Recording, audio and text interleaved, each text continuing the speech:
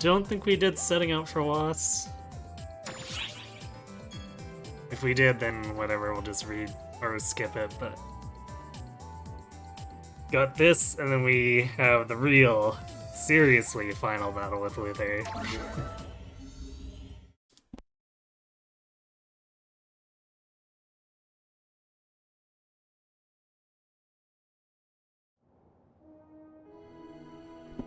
Matoy! Oh, I'm so glad you're both okay.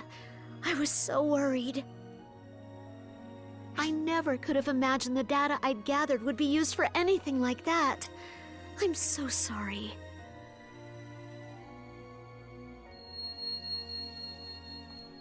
Matoy? Matoy! Your apologies weren't good enough. Jeez, apologize Don't worry. harder. I think things have kept her a tad too tense, and it all wore her out. You just leave her to me. I'm sure you still have all sorts of things to attend to.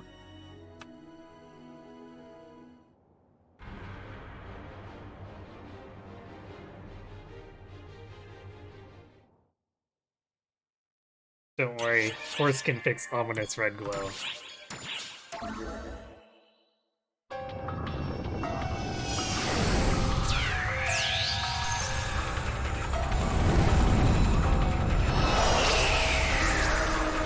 I don't know why we have to open a warp portal to it, considering Xiao's mothership is within sight of it, but sure.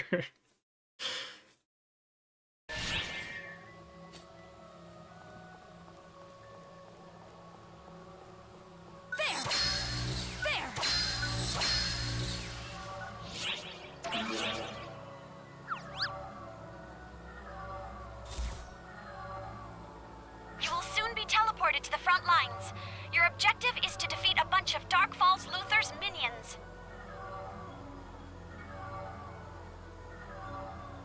This is gonna be a pretty tough fight. There's not much I can do to help, but I'm rooting for you.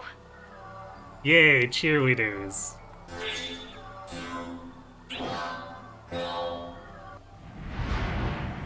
So this guy's a big nuisance in Divides, but I think he's generally tamer in Masori. I haven't fought him that much though, so I don't know.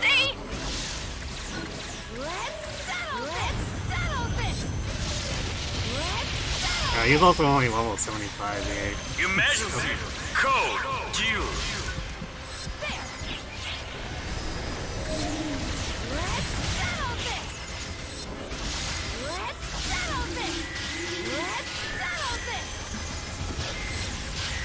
Is he I guess...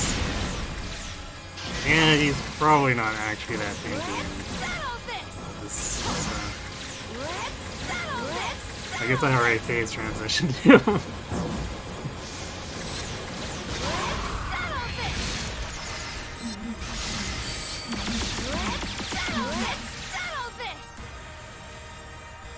Yeah, nice one! You did it! Yeah, so in Divides I have the beefed up version of him has a lot more hit points and really annoying freezing attacks. Which generally makes fighting him, at least for me, very slow. Which, when you're trying to rush through to get an S rank, feels bad.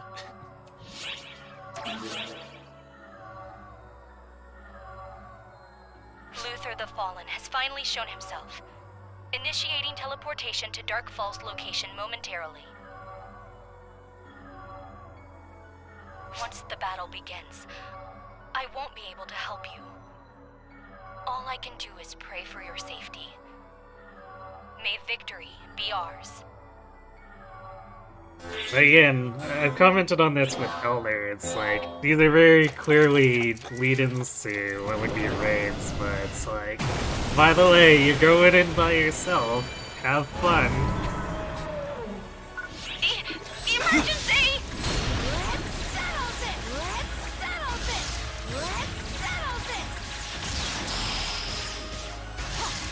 Emergency!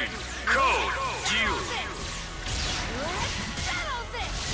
Let's settle this! Let's settle this!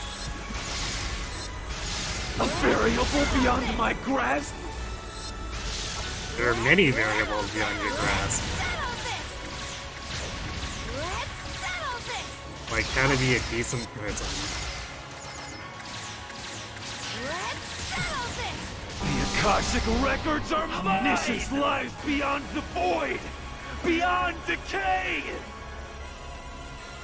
I am Luther the Fallen! I am one with the Akashic records! Yeah, so that's a time freeze attack, but I just iframed it.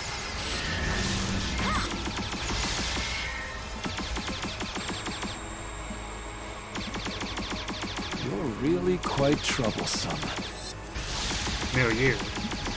The solution tells me that you struggle in vain. This cannot be! You did it! Where did I go wrong? Everywhere. Completed! Well, technically that's not completely fair to him, but he screwed up a lot of key things, and somehow he didn't see it.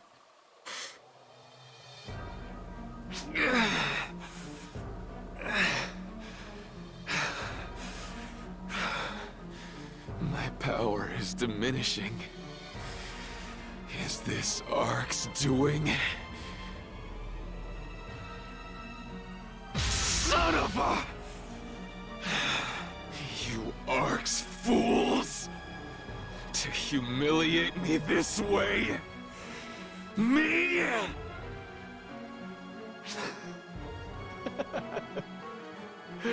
It's not over yet. As long as I'm still here, the road to omniscience will never close! Sorry, Luther. Your journey ends here.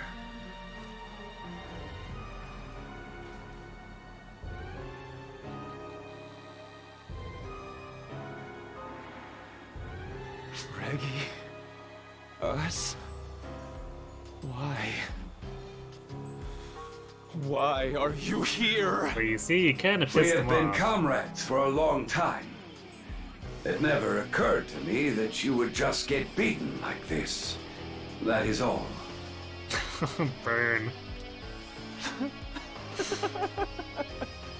This is perfect! Join me, Regius.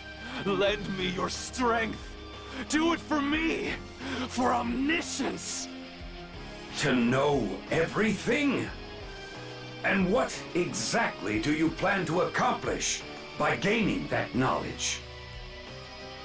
Don't question the value of a scientist's work! To be cognizant of everything is the meaning, the value of my existence! You used Alma for that purpose. Alma? Ah. The first Claris craze. Forget if Alma actually has commentary on this, like direct commentary. It would be appropriate, but she usually comments at the end of the chapter. Yes, that's right, Regius. These are the exchange conditions. Let's revive her! I have the data lined up for it. If I, Luther the Fallen, had the power of Dark Falls, it would be easy! Dark Falls. The Fallen. Again, he really could have chosen a better title. What? Why are you so surprised now? You felt it vaguely, didn't you? And you followed it. Yes, but while I could feel it, I was not able to do anything to maintain that temporary peace, you fool. Such a fool You were clinging to past fantasies that have already been lost. That was me. That was the trio of heroes. But that ends here. Regius! Luther, as you said, my blade was made to eliminate Volspawn. And now is the time. Let us finish this, Yonohate.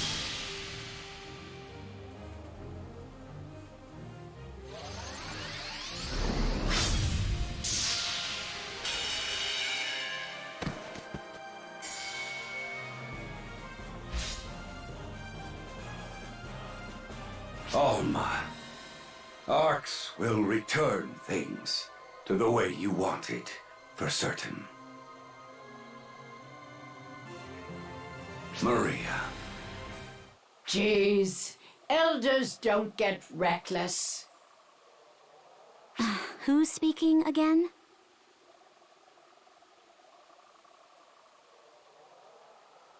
There's no point in being here anymore. Let's hurry back to Xiao. I still find it funny, but like the first time I saw that scene too, it was really eyebrow raising in a funny way that that Yonohade gets played up as this super awesome ultimate weapon, and then the first time he actually uses it properly, it breaks. Good job, Regius. After all that talk, that's all it took for him to be defeated.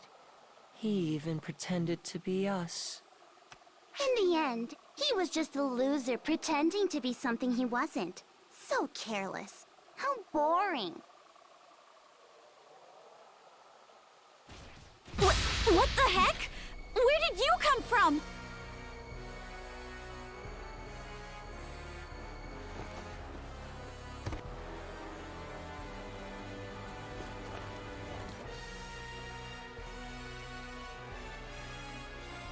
I know. Let's pretend to be him. Let's multiply him and have some fun.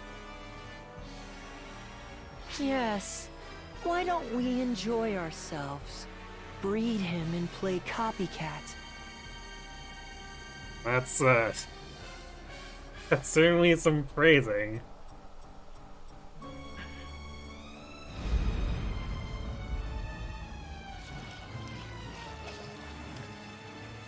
They ate Luther?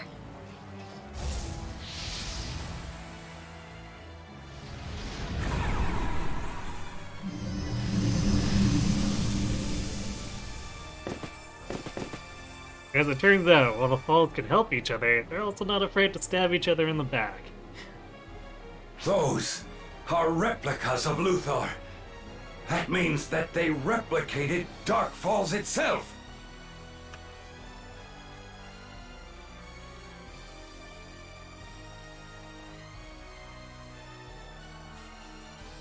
Hey, everyone. Right over there. These are nice toys.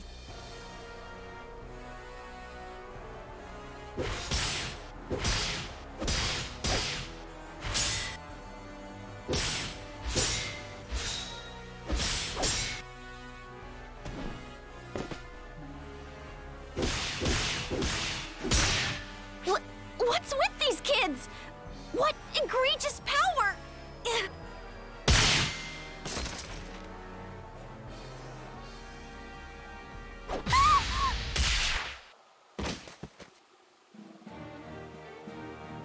You! You're just in time. Regius, we're getting out of here. Understood.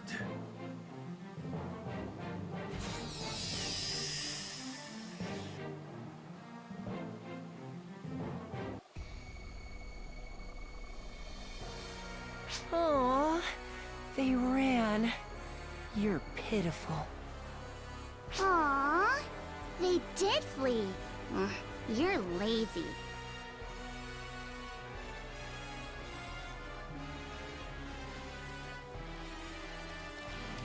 But this seems fun. Yeah, it reminds me of the girl from 10 years ago. You could see through her, and she sparkled. So pretty. If they're see-through, you must make them dirty, or everyone will choose to fight. If they're beautiful, you must make them impure, or everyone will want them in fight. Make everything dirty. Make everyone impure. If we do that, the photons will disappear. Arcs will disappear if we do that. If everything is dirty and combined into one. If everything is impure and combined into one, We will will avoid avoid conflict. conflict. Let's have fun dirtying things up. Let's frolic, making things impure.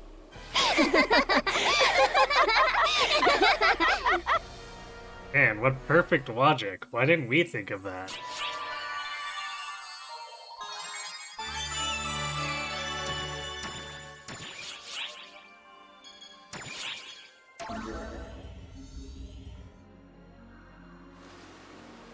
Ah, there you are. You came at just the right time. I wanted to express remorse for everything back on the mothership. I don't know what came over me.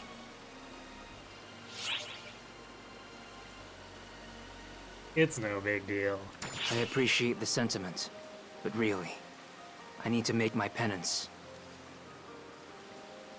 It does bother me a little bit that they never really address that again.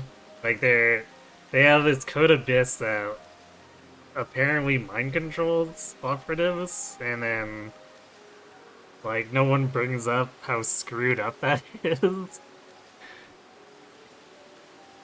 But I guess it's also not used again, so it's like, huh. Code Abyss level orders or not, there's never a good reason to take up arms against a friend.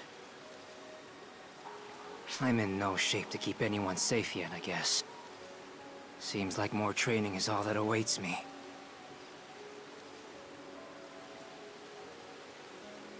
Can I speak with you for a moment? I simply wanted to apologize for all that happened. I truly am sorry. Oh, don't worry about it. I am glad you feel that way, but I could never forgive myself if I did not tell you I was sorry. A Code Abyss level command though it may have been, friends should always come first. All of this was proof enough that I do not quite have the foundation I thought I did. I will have to get back to training.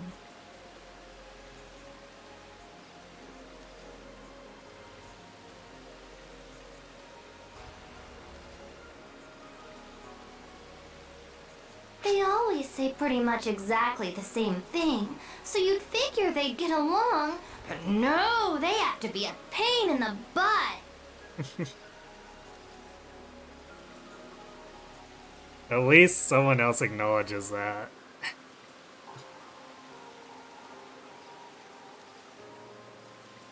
Because those two spend so much time being tsundere for each other, and it seems like no one else notices. Oh, did I spook you there? That wasn't what I was going for. This time. Ah, no, don't get the wrong idea, though. I'm not here to apologize either. Oh, no. I'll let all of them do that. Because Riza just don't care. I wanted to thank you, actually. For what? Well, for that great battle, and all of this, really. Oh, yes! Thank you so very, very much. Now then, I'm off to have a little more fun. Hopefully I'll run into you again. Bye now! This is why it took me forever to actually think of Rise as more than a punchline.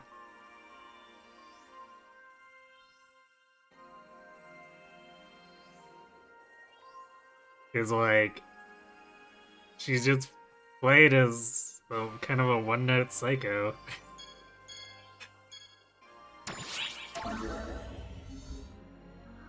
Hey, fancy running into you here. And just when I finally had him all to myself. Oh my. What was that, Echo? Oh, no, nothing. Hi. You're looking alive? You're looking alive. Statement of the century. We shouldn't pass up a chance like this, right? What do you say we tackle a mission together again, like the old days? What? But, Zeno, wait. They're probably busy and all, see? So... True. It's your call then. Gee.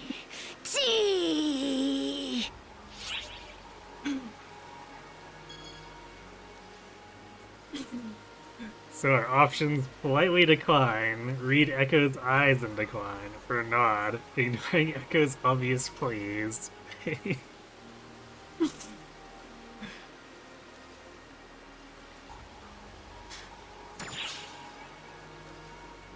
No, huh? Ah, that's too bad. Maybe some other time.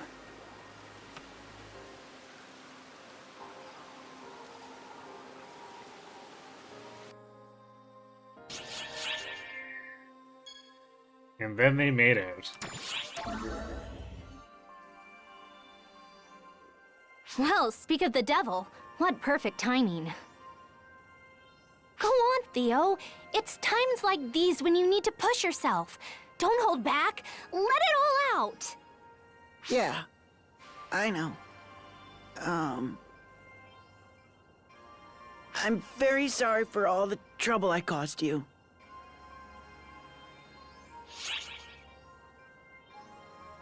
Luther's the one at fault, of course. No, it's not just that. If I'd had it more together and had been more decisive... Hey now, there's no use worrying about what's over and done with, Theo. Don't you think? I want to thank you for saving Ulk. I only made it back here thanks to her. And you. I couldn't tell you how thankful I am for all that you've done. All right already, that's enough. You don't need to grovel so much, all right, Theo? Wow, picky. You might not be forgiven for everything, but that's just something you have to learn to live with. At some point, you have to pick yourself up. Right. I know.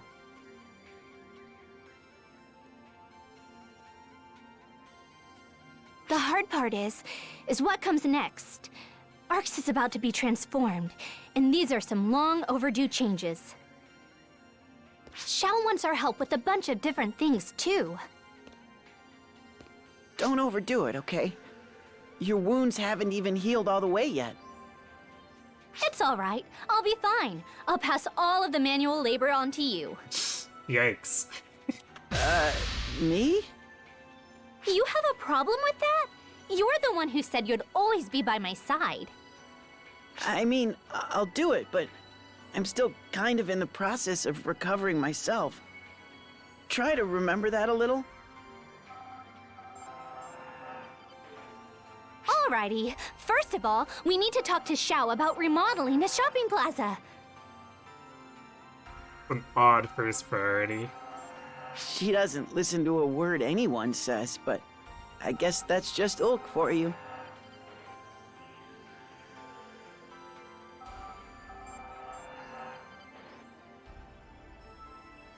Like, we got all these command structure problems that we could be discussing about, hey, shopping center.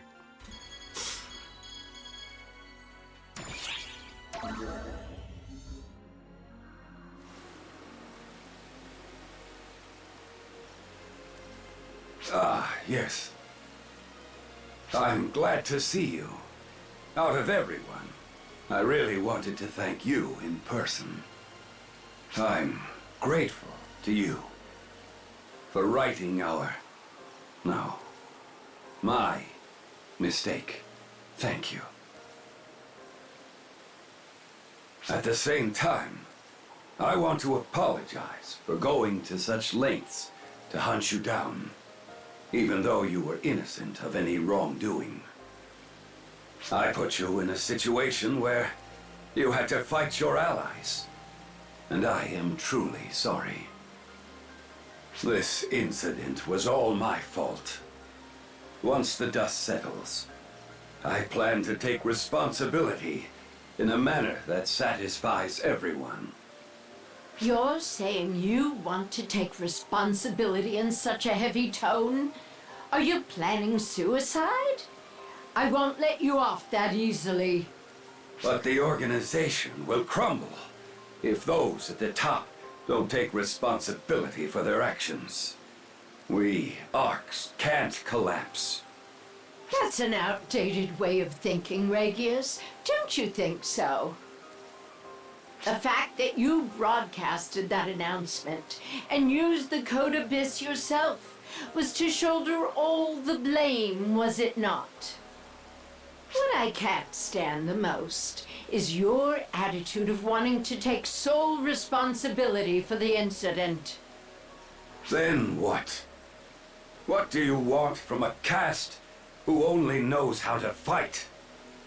Seriously, you will always be an awkward one. There isn't just one way to take responsibility. It means thinking about how to make amends. That's where you need to start.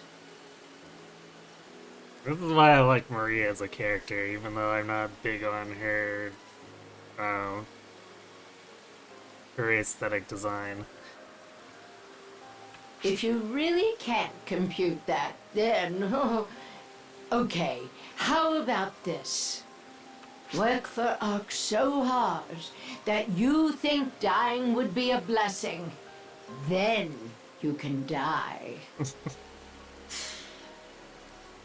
Harsh instructor to the end.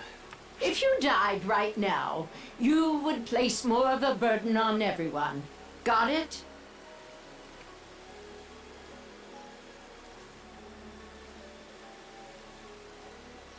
So, that's how to take responsibility. Or one way, anyway. And just in case we haven't had enough of Risa. Here's Risa again. Oh, hello! You're looking good. That's wonderful. Arx is being restructured, and it's going to get so much busier. Be sure to take care of yourself, okay? What? Risa caring about the well-being of someone else? That's impossible. Info about the past, secrets, a lot. Tons of different stuff is going to be uncovered.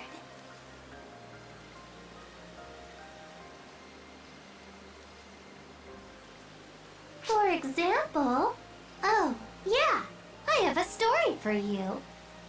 Once upon a time, there was a baby who was very, very weak at birth.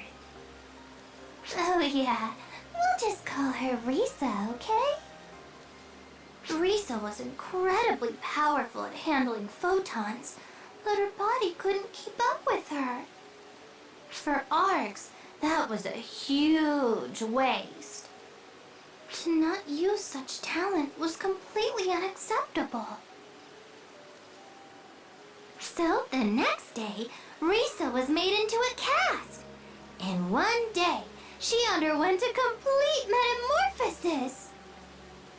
Having attained a powerful body, she was able to fully demonstrate her innate abilities. And then no one bothered to put any kind of checks on her. I don't know whether that Risa had the volition to do that herself. Nobody who becomes a cast remembers what they were like before the change. A little bit spooky to think about. But, even so, the current generation exists precisely because everyone pulled their strength and put in the effort. Actually, it's an interesting detail no one remembers.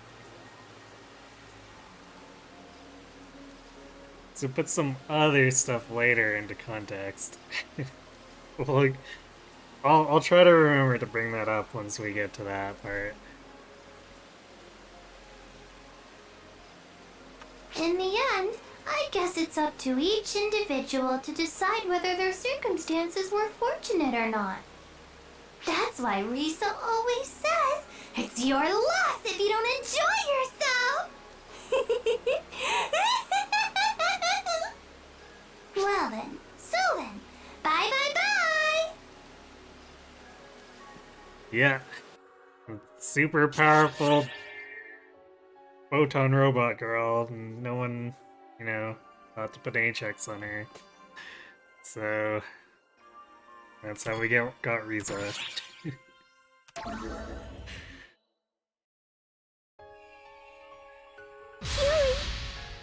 Whoa, it's you, Bonehead. Good. Do you need me for something? No, I guess you wouldn't. If anything, you're probably just here to tell me off, right?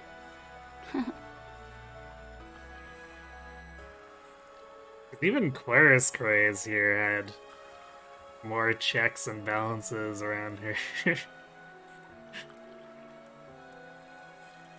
You saw them too, didn't you?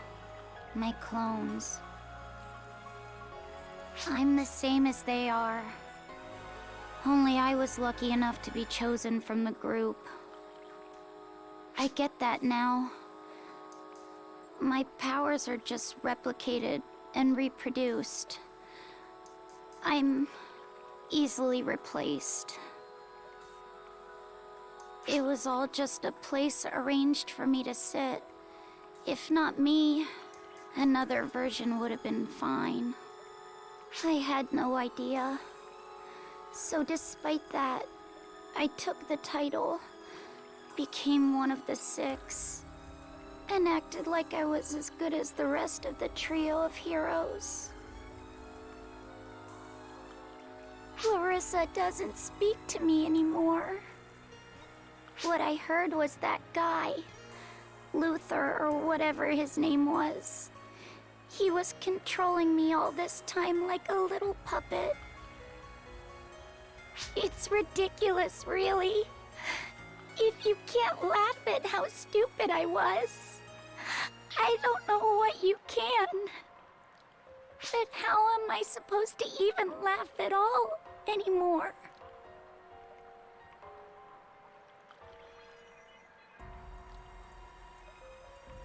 Wait!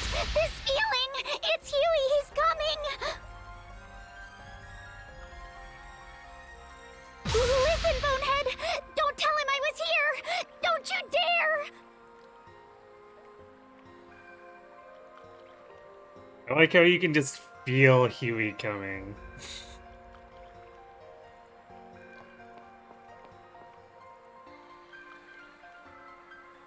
Like, I guess he's just I could feel the brashness very incarnate. photons in the air about to cry out. So hey, here I am. Took off again, did she? Hey, you. Claris Craze was here just now, right?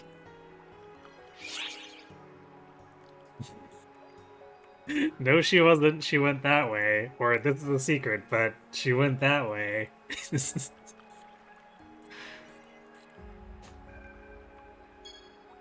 I owe you one. Catch you later.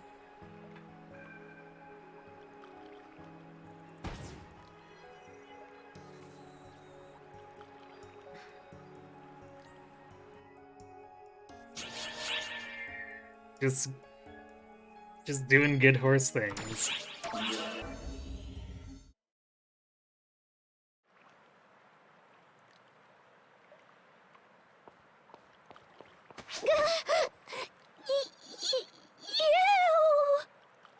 Hey, good timing. Don't let her get away. Hello, Sunny Light. So refreshing to see someone play bass PSR2.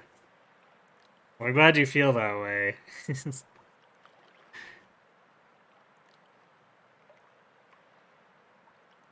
Because for all its faults, it's a fun experience. And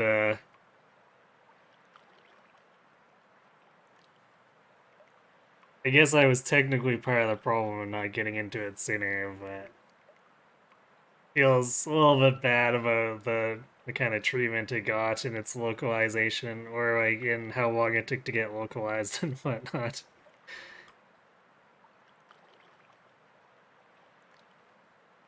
Everyone's usually on New Genesis.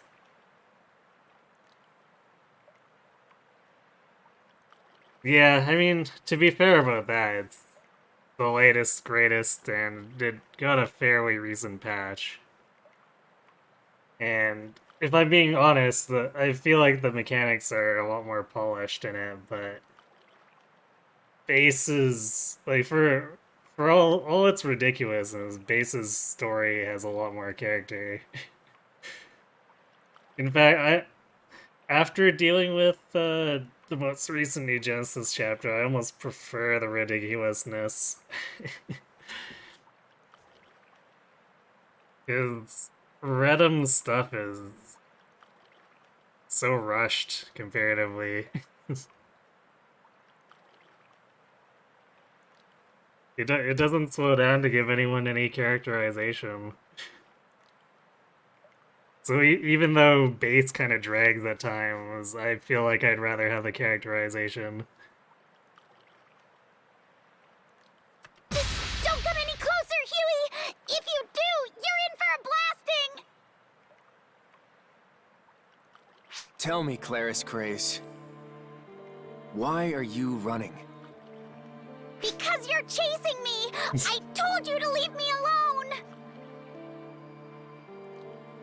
Okay, fair, but not fair, Claris Craze.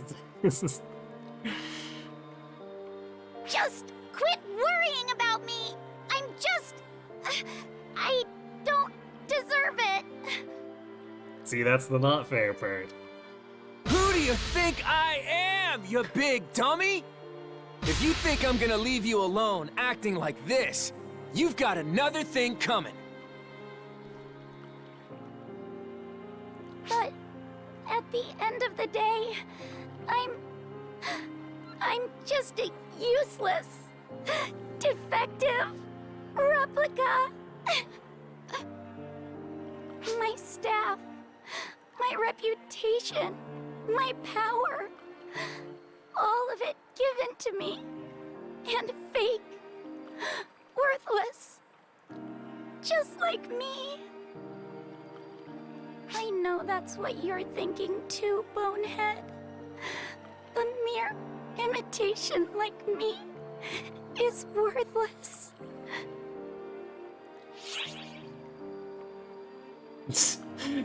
Can't believe you can say perhaps here.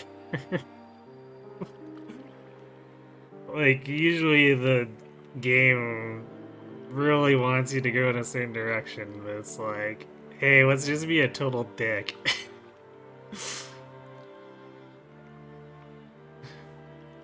But no, let's not kick Claris Craze. You're obsessing over nothing, Claris Craze. It's not like you. I understand feeling down about it, but I agree with our friend here. But...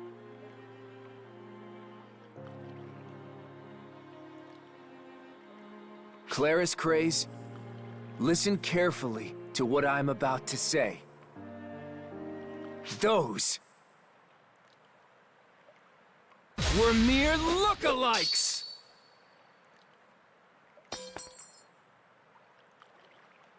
It's just... Huey logic, everyone. How could that be? You saw them, Huey! There can be no doubt! They were my clones! And so am I! I'm a clone! I looked into it. all of it. I have no meaning or worth because I'm just a clone myself. Oh, wow. So you know you're a clone, huh? Then own it. And don't you dare avert your eyes from the truth. And with that, I'll say it again. Those were just lookalikes. They were absolutely, positively, definitely not you. Huh? If they were you, think how many times I've killed you. I am very not okay with that line of thinking. So listen, those things aren't you. They were an enemy we both faced, created by Luther. Back there, those doppelgangers, they were my enemies. My targets, Claris Craze. But, are you?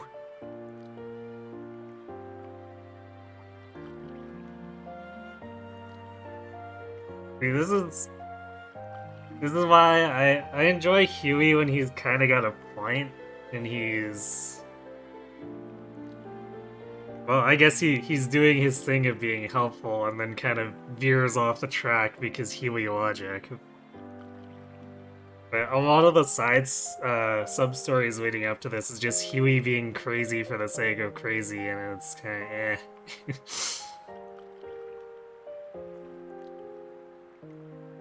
This is the second episode. We just finished killing off the false form of Luther. So this is all the Fallout stuff.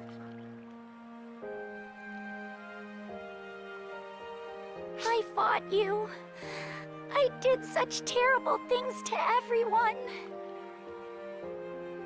I said all those horrible things. Even after all that, you're willing to forgive me? Duh!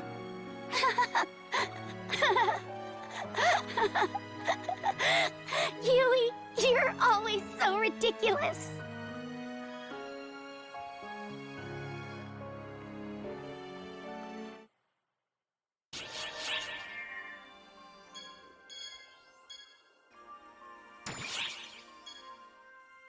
Ah, yes. Just in case we forgot about Kuna.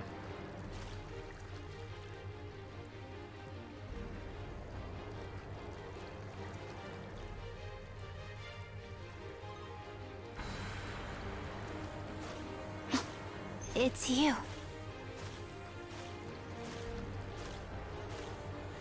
Hoers Craze and Huey are super redeeming at the end of episode 6. I think I can agree with that. In fact, I mean, like, even from that last bit of main story there, I feel like it builds towards it, because they're actually... They're actually building those two characters together instead of having them be kind of meandering living tropes, I guess, is how I put it, for how they behaved in previous sub-stories and stuff. It's kind of reminding me of why I really got hooked with episode 2 more than anything. Is for all the cheesiness, they're doing a decent job of establishing relationships that stick through to the end of everything.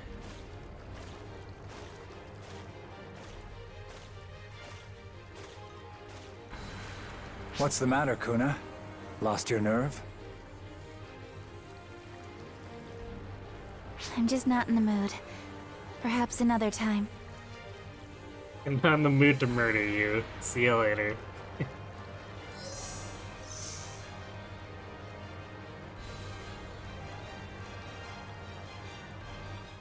Can you believe that? She's using you as an excuse to bow out. Keep prattling on like that, and your life is forfeit. Just having a little fun. Now that Luther's gone, there's no need for me to be in a rush to die. What's that supposed to mean? You don't see why everyone hates Khazra. I mean, it's not like... I don't know if it's so much hate as... It's kind of like... He's kind of the harsh, realistic guy once we get further into the story. And I think that kind of person does tend to rub people a little bit the wrong way, but I don't know if hate's quite the right word for it.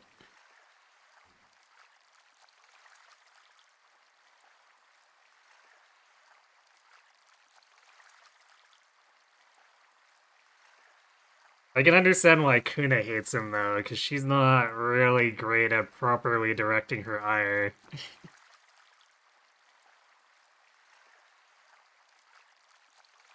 He's tsundere.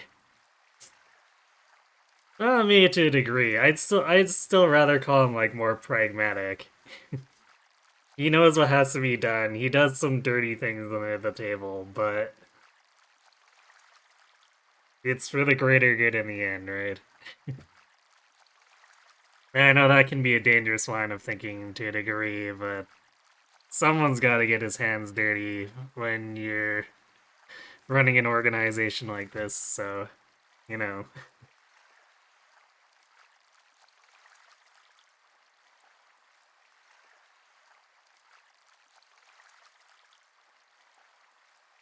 Photoners existed in ancient times. Even if they had exceptionally advanced technology, they wouldn't have been able to retain their form.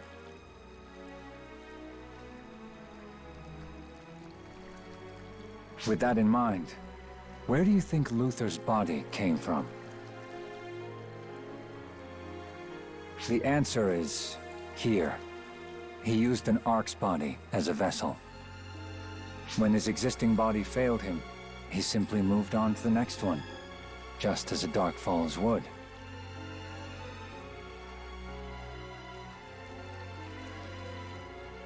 He basically took over Luther's job, and look what happened to Luther.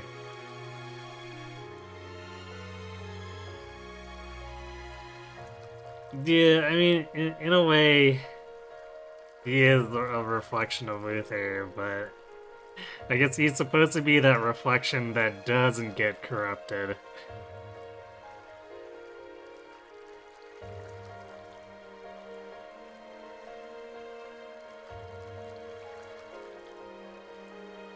It's a peculiar kind of irony, like a bad joke. But of course, then you realize he actually was one. I forgot about that line. Everyone's just roasting Luther. I mean, deservedly so, but still. Were you created just like we were?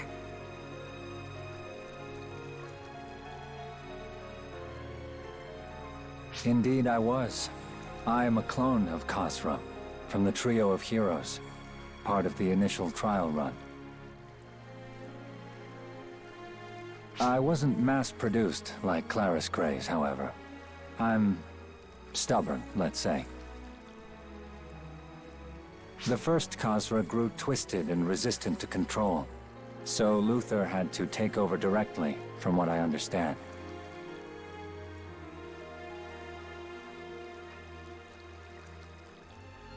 Well, that's just slightly messed up. Don't get me wrong, though. Our situations may be similar, but I'm not asking for sympathy. I was the one who devised the artificial Draconians. That justifies me being a target of your vengeance, Kuna. I failed to anticipate Luther's interference and put an end to his inhumane experiments. The onus for that failure lies with me. Tell me then, Khazra. Why didn't you cover up the artificial Draconian incident then? You could have put things to rest behind the scenes, but you disclosed everything, including what happened at the lab. It's almost as if you wanted to bring things to light. But why? An excellent question. I hate it when you do that, you know.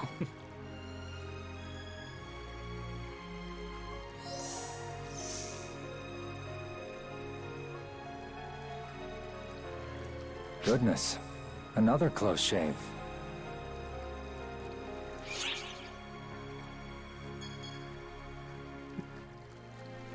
Oh yes, I guess we can accuse him of messing with us, even from this part of the story.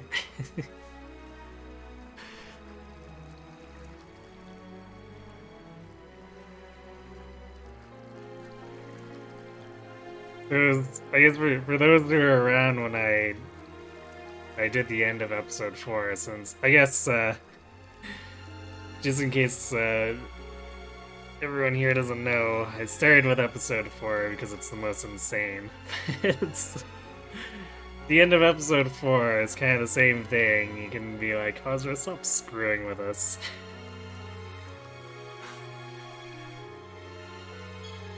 It may appear that way, certainly.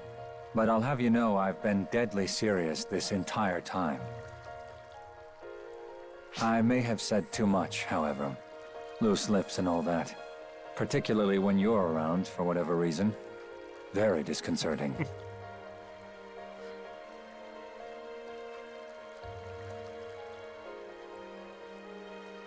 Well, you know, anime protagonist powers.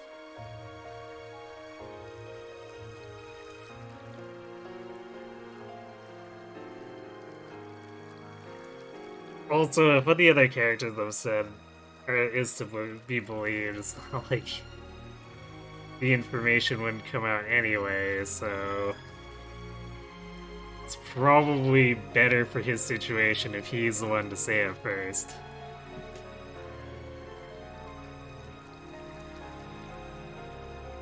You love it when the story is aware of itself, calling Shion out on being super vague at the beginning. Yeah, there's definitely some self-lampshading that I appreciate. It maybe doesn't do enough of it for how cliche some of this stuff gets, but yeah, it is what it is, and that's kind of part of the charm. I must bid you adieu before I inadvertently blurt something else out. Until next we meet. Krasura does have such good lines.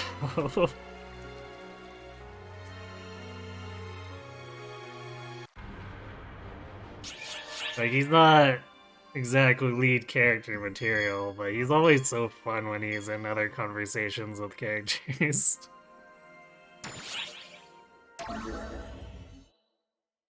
Especially when he's toying with Sierra. I have long awaited your arrival.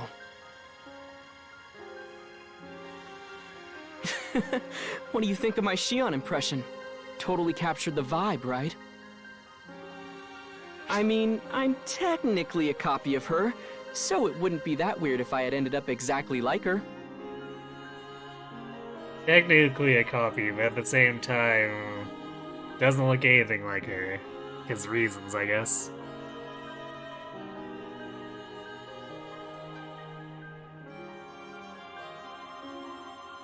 Yeah, for sure, Kazura and Sierra have good banter, especially since Sierra just like constantly falls for his little plays.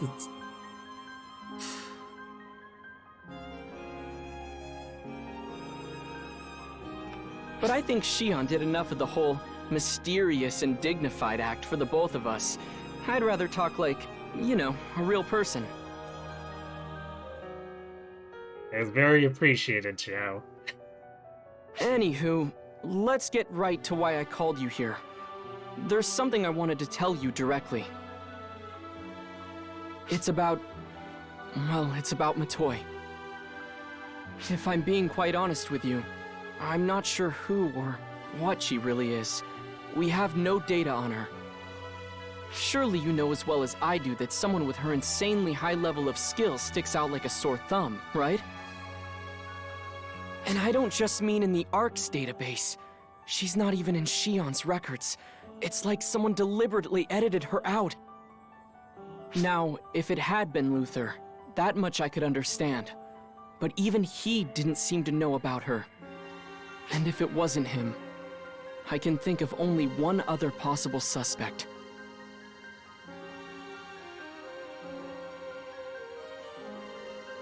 It had to have been Xion. They must have erased all record of Matoi. And it's not just Matoi that got wiped. Xion seems to have deleted all records beyond about, 10 or so years ago. It seems like a little bit of a salt the earth strategy at first glance here. Yeah, let's just burn everything down. Not just physical records either. Nobody in Ark seems to have any clear memories from then anymore either. And this is the part that started to weird me a little bit. It's just like, okay, Xion started erasing memories too?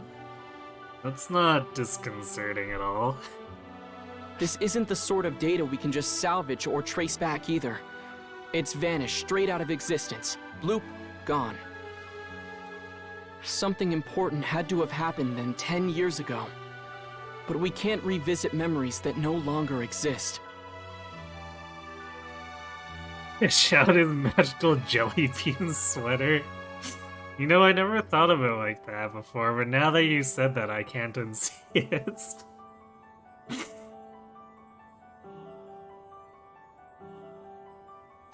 What we need to do is go back directly and see it all for ourselves.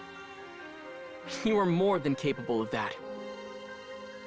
And this isn't just to sate my own curiosity either. Xion is no longer with us, and Luther has fallen. Arx is taking its first steps forward into a brand new era. What that means is that I now need to maintain both the control Luther held and the calculations that Xion ran all by myself. That's why, if I want to ensure the safety and stability of this newborn Arx, I need to know as much as possible about what happened. That includes even things I might not want to know the truth about. That said, I won't pretend I'm not curious about it all. I'd quite like to see what happened before I ever even existed. Right then. Idle hands never accomplished anything, so let's get to work.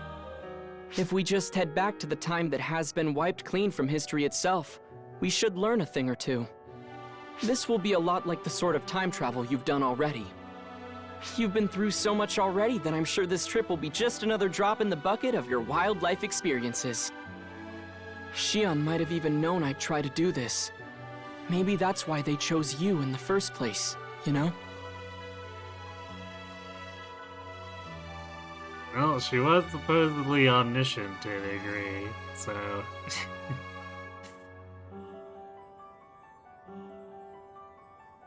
It'd almost be weirder if she didn't calculate for this.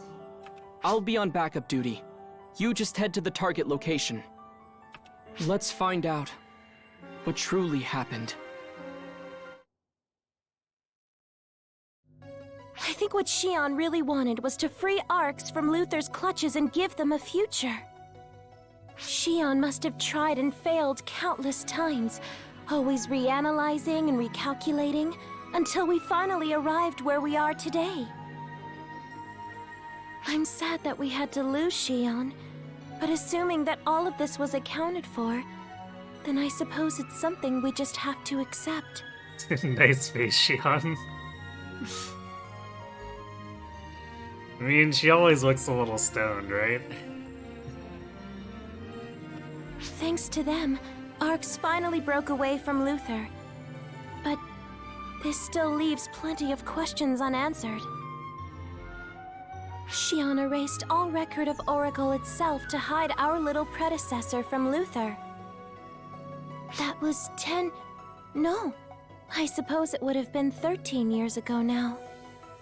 Only Xion, someone with direct access to the Akashic records themselves, could have pulled something like that off.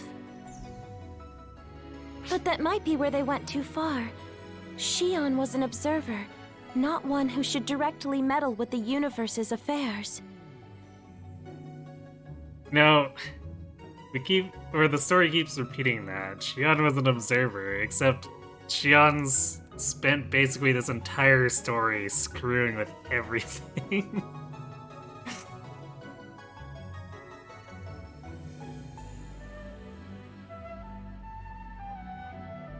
So yeah, I don't think that title was ever true. Why did Shion go against the very purpose of their own existence just for our little friend there? What was going through Shion's mind? If we want answers, we're just gonna have to look to the past to find out. Yeah, I mean, because she meddled with the photoners at the start. Like, so her whole role as an observer has never really been actually relevant. Because from the first time she's actually involved in the story at all, she's already meddling in one way or another. So thousands and thousands of years of meddling.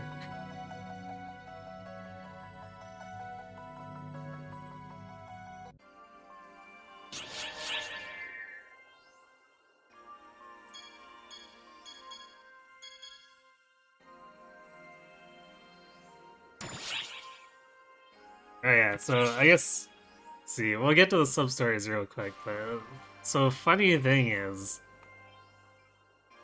like, the way that is, the mysteries remain, and Shion talking about Matoi's origins and stuff, that feels very much like a sequel hook type deal for episode 3. And I was super convinced the first time I went through this that that was the end of episode 2, but there's actually 2 more chapters. So like that's what I'm talking about when I complain a little bit about the story's pacing and not really quite knowing how to divide things up. It's like super arbitrary where they decide an arc should actually end.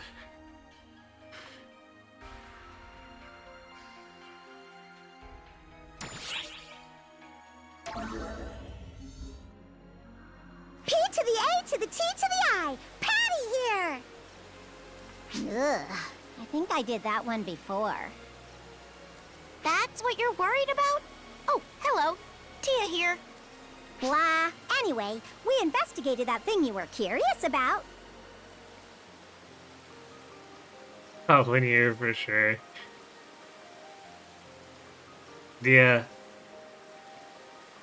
I mean, it really wouldn't be particularly linear if that was the end of chapter, or of episode 2 right there either. Like, it's still setting up extra plot threads and whatnot.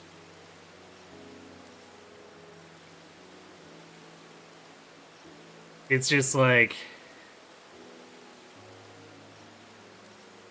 how do I put this? It feels like the story itself, overall, like just episodes 1 through 6, is a fairly linear story, like time travel shenanigans aside, where they're jumping backward a little bit every now and again, but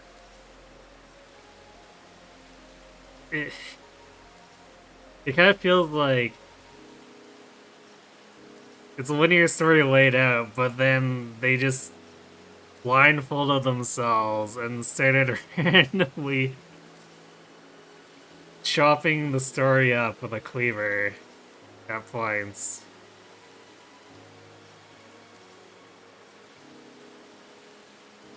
And said, okay, this is the end of an episode.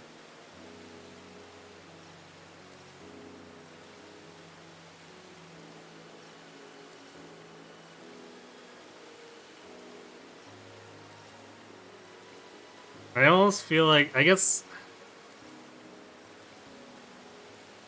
to be fair to episode 5, I'll probably need to actually withhold judgment until we go over it again. But episode 4, it feels like, so far, the only one I remember that kind of ends cleanly within itself. And that's because it's kind of its own saga, too.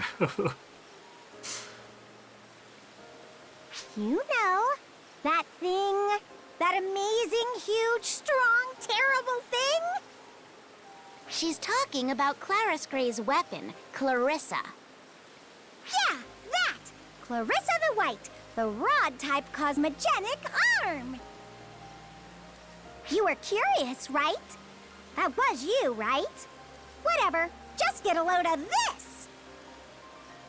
That was you who was curious, right? Well, you know what? Even if you didn't hire us for the job, here's the info.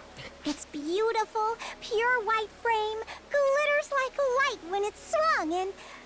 Wait, was it white? That's what was curious about it. And the whole reason we investigated it. You know what, Patty? Let me do the talking.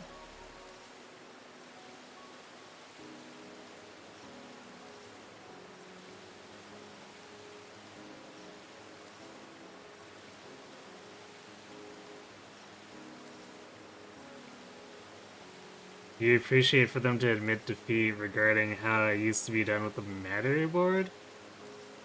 They had to tweak the structure quite a bit to match the new episode's format.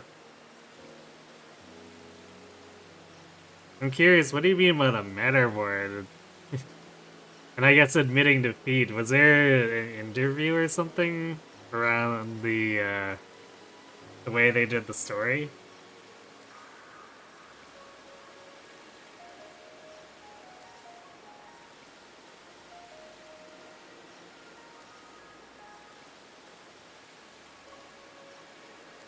I'm the kind of person who is very interested in how the dev work goes on behind the scenes, so if there's something like that hanging around, I'd love to read it, or I guess watch it, depending on what it is.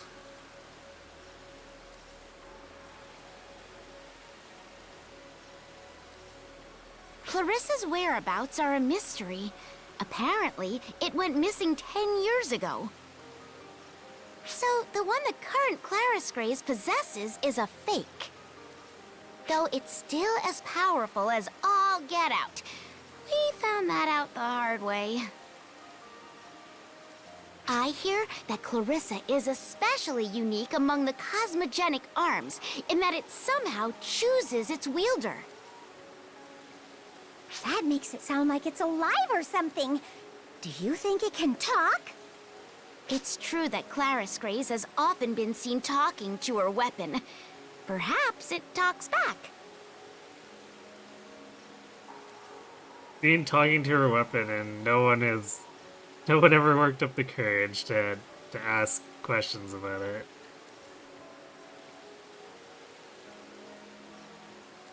Mine, I guess, with Clarissa Grays is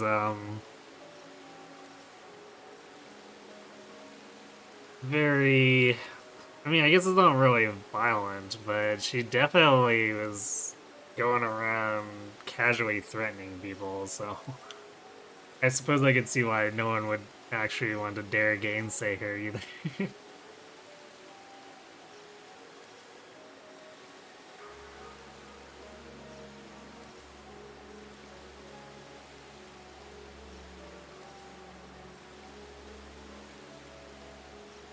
If you remember correctly, on Japanese episodes 1 to 3, the story was unlocked based on specific requirements met, so out of nowhere, a scene would play out while you're on the battlefield.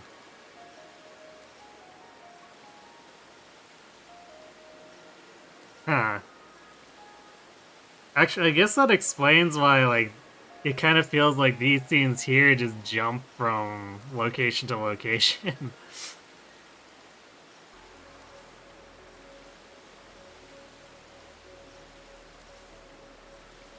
I kind of feel like that'd be a little more organic, just because, in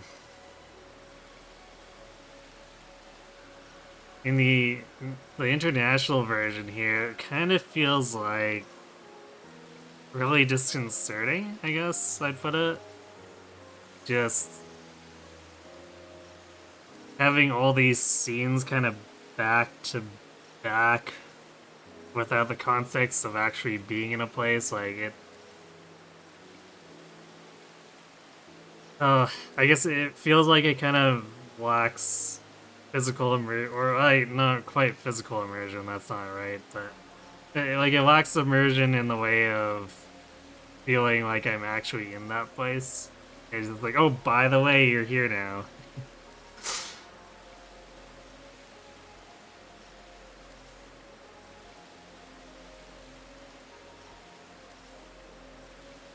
Although I suppose it could also be pretty inconvenient to just end up running into a cutscene in the middle of the field, too.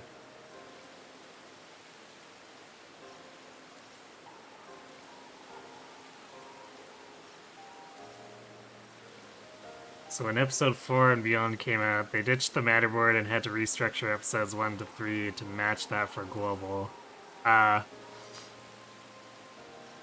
Actually, that explains so much about why they feel more comfortable with the storytelling at that point.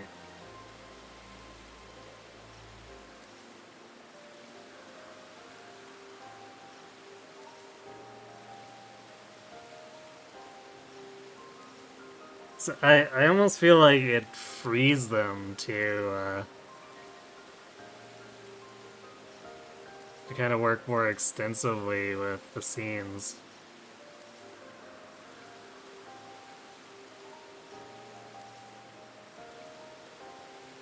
Even though sometimes then you just get stuck in like an episode 4 main story section for 20 minutes on end. Like, do you desire power? It shall be yours if you obey my every command! Or something? My, what a good Luther impression. Why would it be so haughty? A weapon's gotta match its wielder, right? You've got a good point there.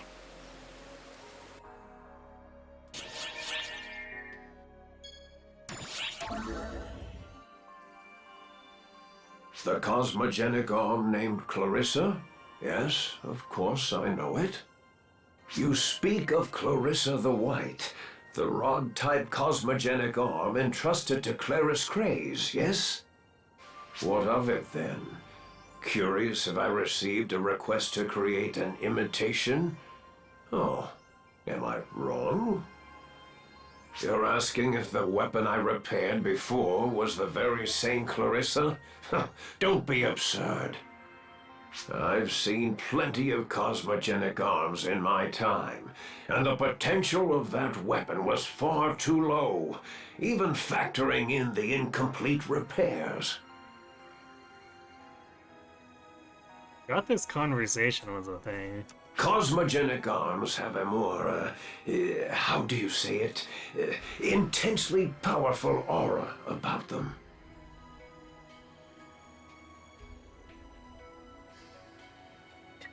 And yet this supposedly low potential weapon let us get into Shion's room in the mothership.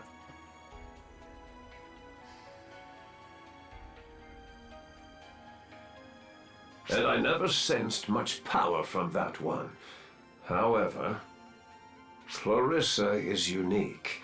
It's possible that only its chosen wielder can see its true power. Emergency announcement. We have confirmed the presence of Dark Fall's apprentice on Lilypaw. All ArcSops, prepare to engage. So, in the same scene, Zig says, don't be absurd, it's not Clarissa the White. Wait, maybe it's Clarissa the White. And only its true wielder can know.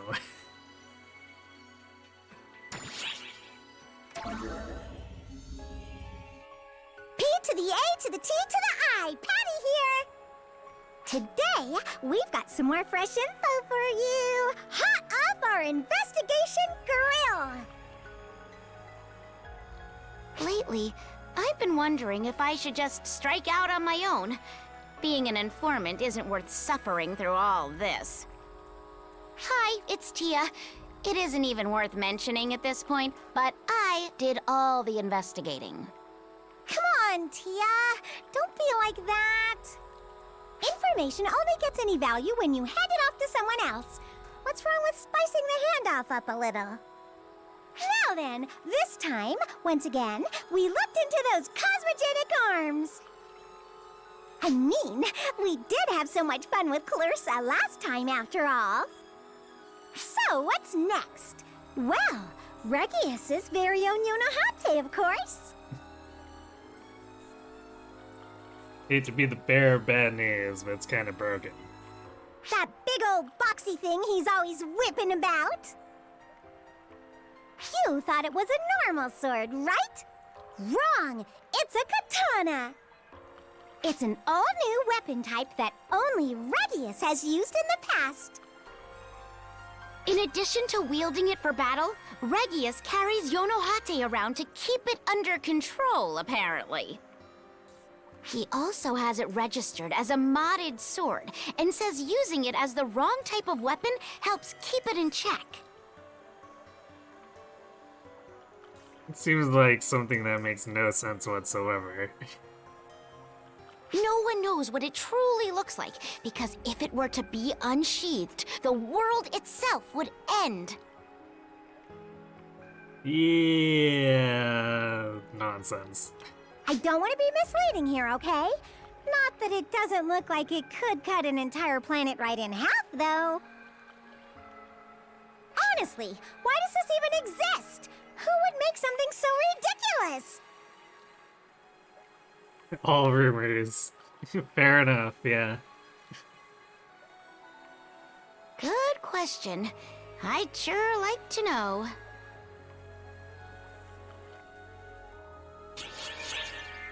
Well, considering how much, like, episode 4 even escalates things.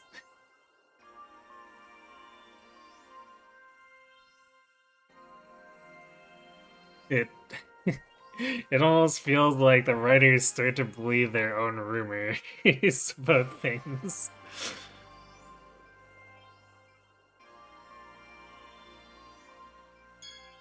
Or maybe they just had nowhere else to go and needing to up the stakes.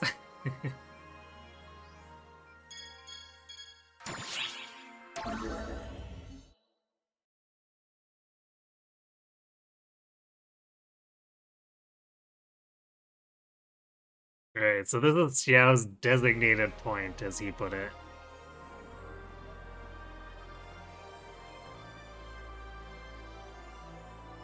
Actually, oh, in context. This is the Amduski of 10 years ago.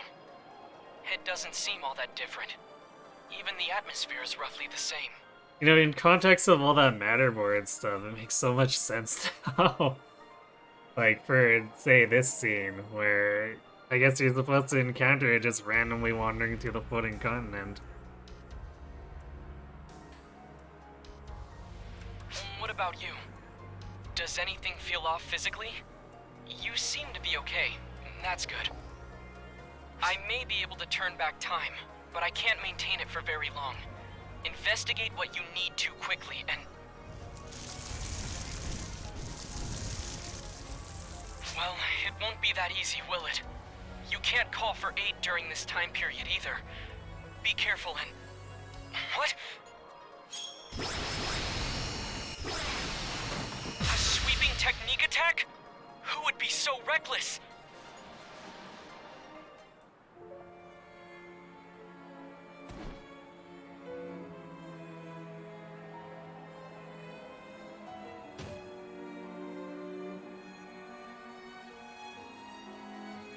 Huh? I was told there would only be false spawn around here. Yes, who could that be? Oh, I see. A humanoid false spawn. That makes you a Dark Falls, right?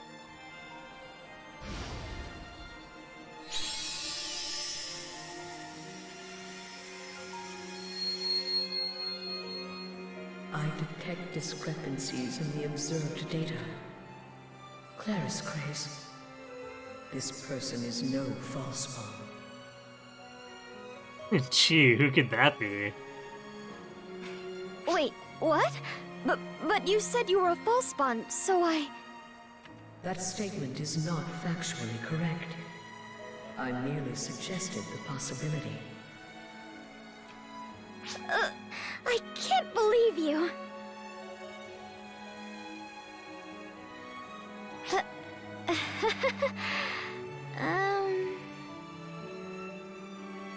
I'm so sorry.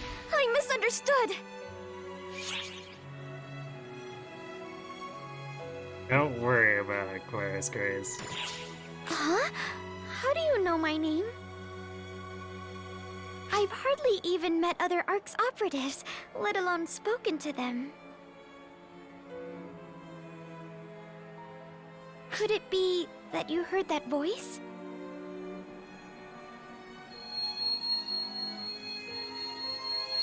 Ah, jeez. I'm right in the middle of talking.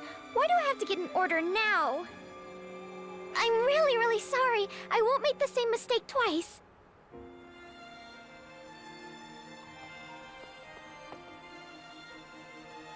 You've realized who she is, I'm sure. She's Claris Craze II, the one from 10 years ago. In other words, she's Matoy. Alright. Thanks for watching, Sunny Delight. Have a good sleep.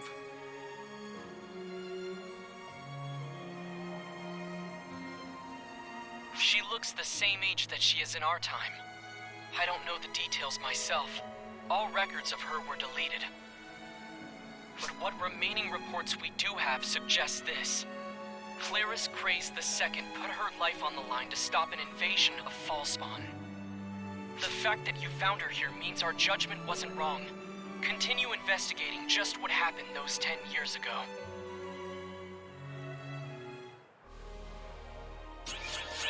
I do wonder what or how Xiao knew what coordinates to send us to if supposedly all the records were deleted.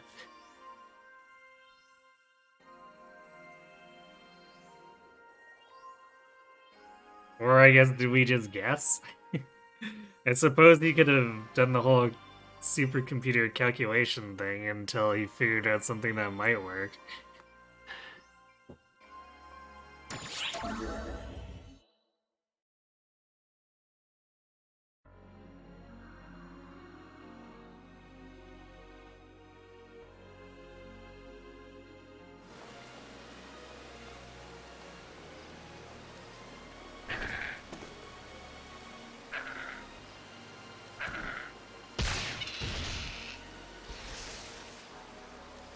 You kicked that Sylvan's butt so quick. Awesome! I also love how, at this point, the devs haven't done anything with the weaponry for the player characters, so we're just brutally killing things with our bare fists. Or I guess it's sexually more casual, but like, a punch like that, it's gotta be strong. Oh, sorry. I didn't mean to stare. I was just passing through. And then I heard this incredible sound and had to see what's going on. That's when I saw you knock down that enemy. So you're an ARCS, right? What do I need to do to get as strong as you are? What kind of training are you doing? What abilities were you going for?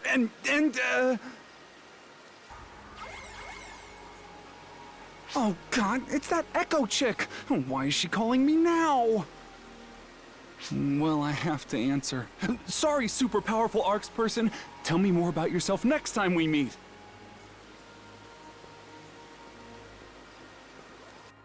Uh-oh, we're accidentally the timeline.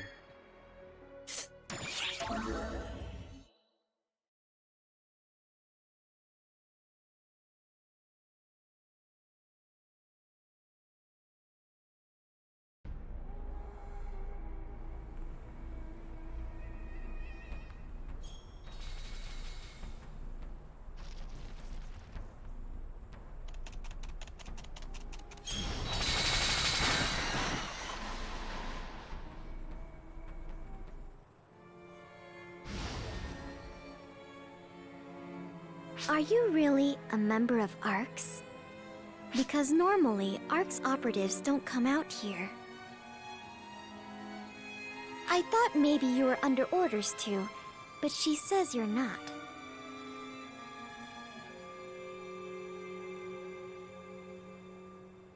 Yeah, I guess technically Lilliput wouldn't be somewhere that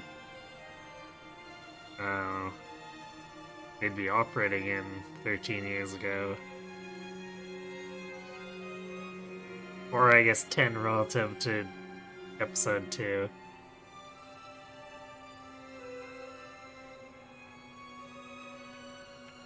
So let me ask you once again. Are you really a member of ARC's? Not to say nothing.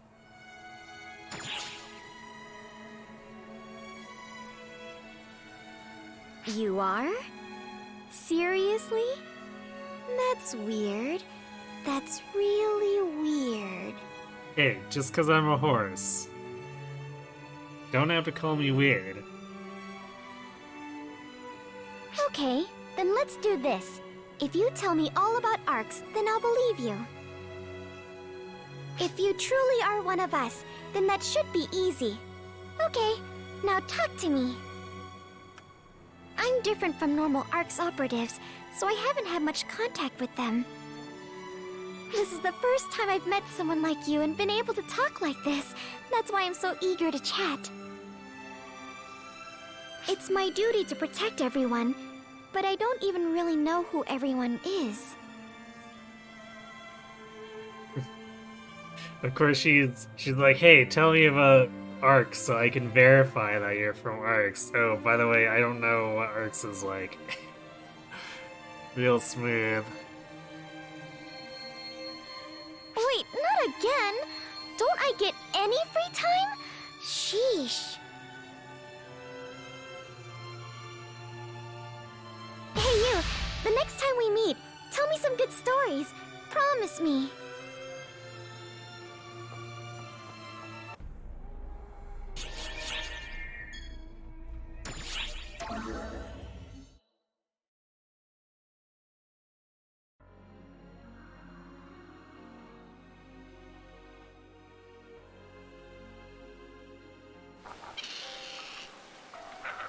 What a pain to have to go against all these things by myself. This is turning out to be one big pain of a drill.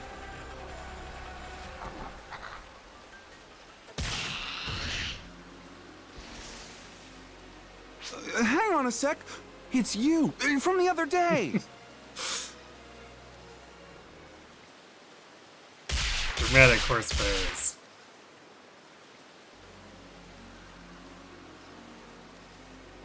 Man, you saved me! It was one after the other, and then I got surrounded. Honestly, I was shaking in my boots. Forgive me. I didn't even introduce myself. I'm Zeno. And you are? Don't get careless and communicate information about the future while you're in the past. Just be creative. Easy for you to say.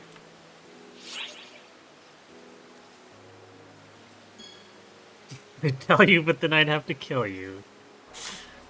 I mean, cliche, but... if we're in the business of bullshitting Zeno... Oh, are you on a top secret mission? I guess that would prevent you from telling me your name. Well then, I guess I'll give you an alias.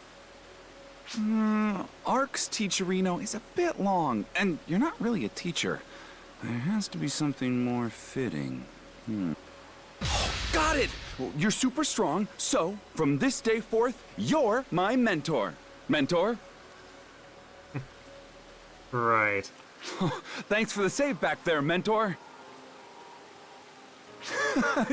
Honestly, it feels like I could ask you about anything now. To start off, I want to ask you something. Echo's calling me. If I ignore her, she's really gonna get on my case. Guess I gotta pick up. Next time I see you, I want a full info dump on how to beef up. And beef up like you, Mentor.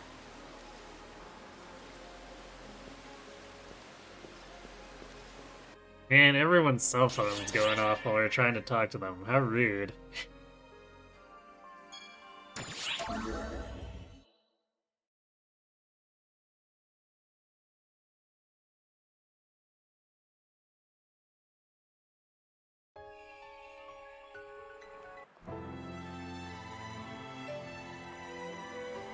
Yeah, I thought so. I figured you'd be coming soon.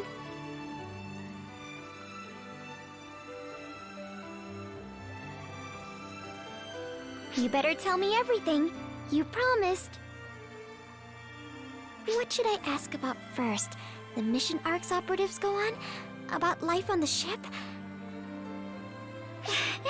There's so much I want to know. You better keep up.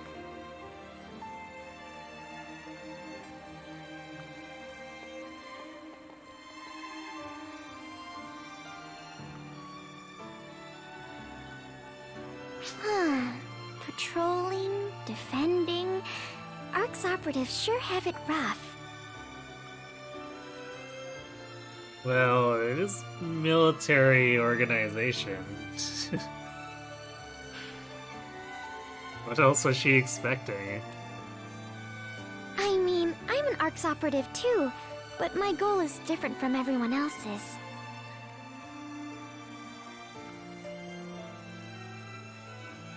You want to know what it is? Exterminate all falsepawn and protect everyone. That's all. Yeah, just kill all the false spawn in the universe. No big deal, right? That's the reason I exist. She says we have to exterminate falsepawn to correct all of history.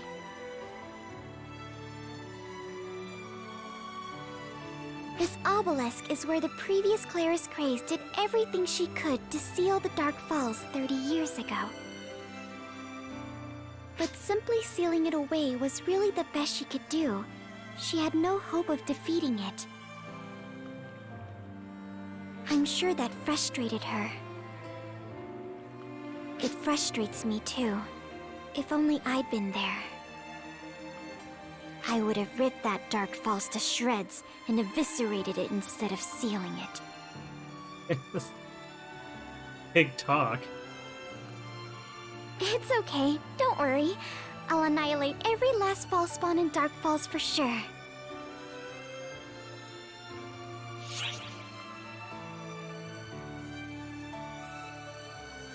You know, that's pretty dangerous to do alone. Not for me. Do you even believe what I've been telling you? It's fine. I'm perfectly okay on my own. I've been alone this whole time, and that's just the way things are meant to be. It's actually easier being by myself. My fighting style's pretty reckless, so I could end up accidentally hitting other people. If everyone from ARCS dies trying to eliminate the Dark Falls, then there'd be no point, right? But you're just worried about me, yeah? Thanks. I appreciate that.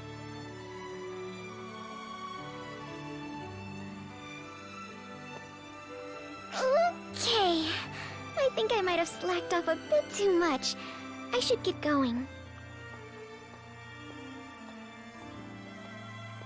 Hope to see you again. Let's talk more next time. Bye!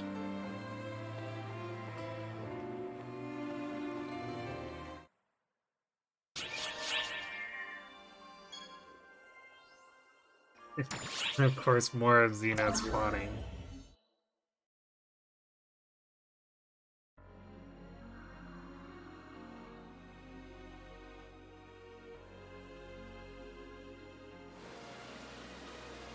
Mentor! Mentor!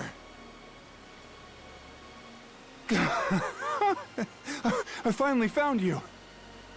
Oh, last time, I said I wanted you to tell me what mindset I need to have to be a powerful ARCS. For example, what you learned from your seniors. Oh, there's a ton of things I want to know.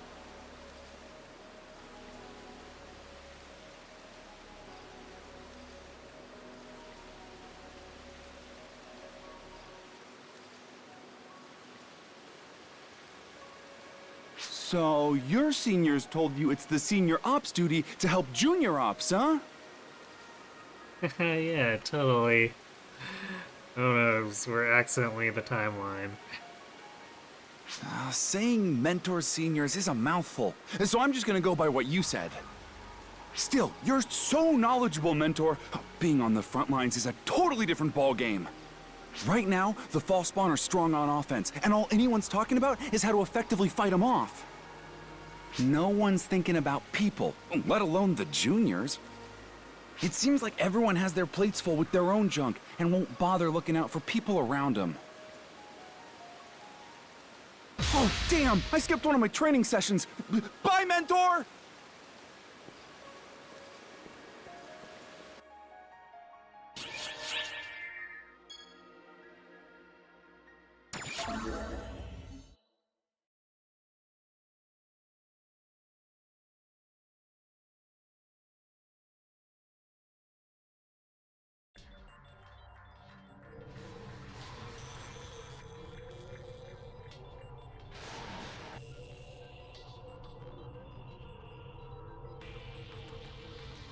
Stay back.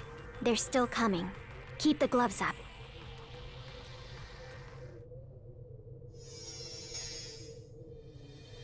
Ah, I see. I wondered why I wasn't sensing my little ones as much recently. So it was you. Don't you think you're being a little tough on my babies? You insolent Ark scum.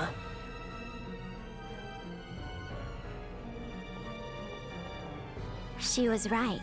Defeating your fall spawn minions made you come out of hiding. You mean to say you meant to lure me out? Do you even know who I am, my dear? Of course. You're Dark Falls apprentice. Another case of maybe could have chosen a better title. You're the Dark Falls who controls the insectoid fall spawn and manipulates the battlefield with waves of minions. Am I forgetting anything?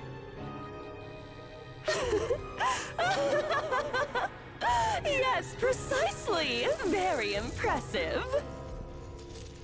But do you truly understand, my dear? Do you know what exactly a Dark Falls is? Naturally. You're my enemy.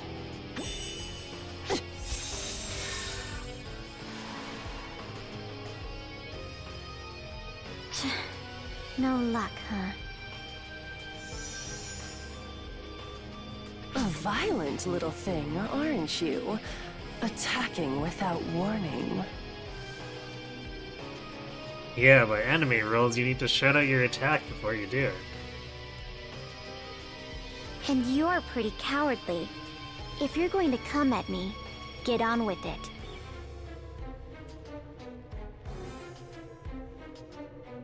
I'll pass for now. I'm sure I can come up with a more suitable way to kill you, my dear.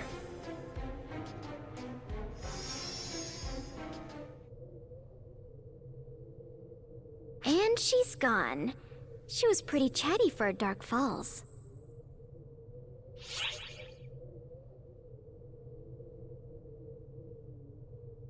You okay, or it was reckless to take her on by yourself?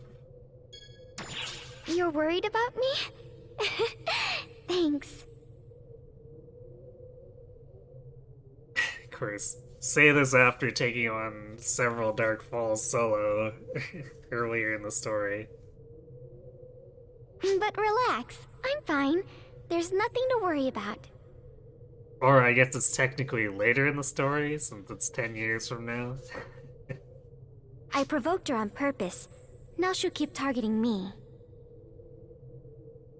Oh, but you know what? It might be dangerous to hang out around me until I defeat her. Guess that means we won't have as much time to talk, huh? Aw, I really should have thought this through a little more. Alright, I guess this just means I'll have to defeat that Dark Falls as soon as possible. And there's no time like the present. I better get moving. Later.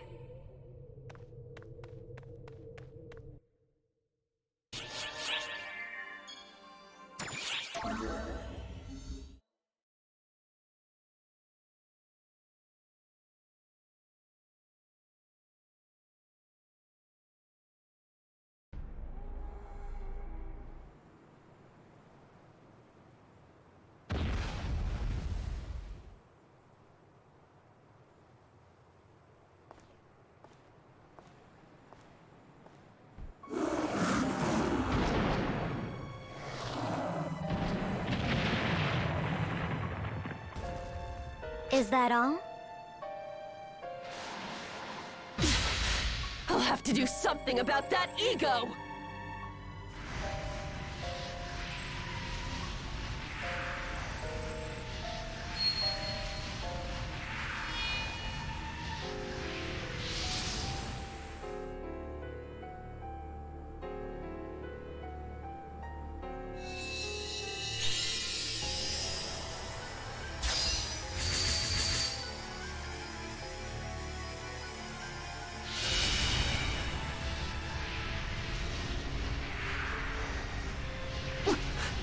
What's going on? My power is fading from my body. My body. My power.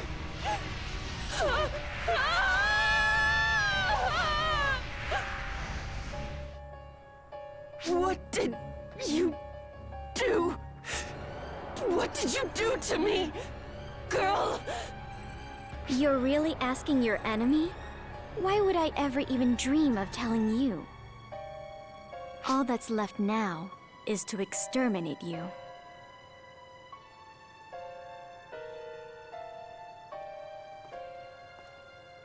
Oh, you came!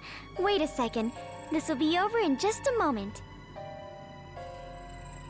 You think you can finish me that easily? How dare you underestimate me? Apprentice the Vernal. You Ark's brat!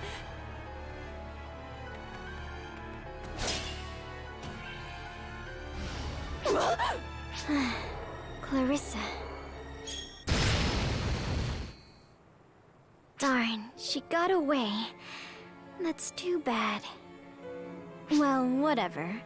I sealed half her power here, so I'll just kill her off the next time I see her, I guess.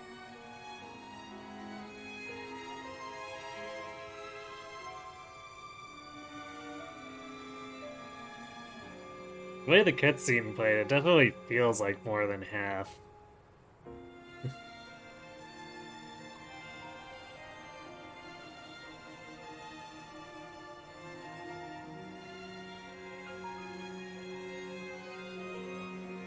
And then her own words even, I guess, undermine her a little bit. When she thinks she could have destroyed Elder, but her predecessor sealed, at least as far as it seemed, all of Elder's power.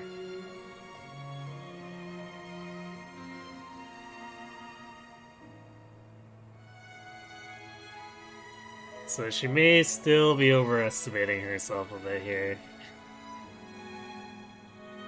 Hey, tell me, do you find me frightening?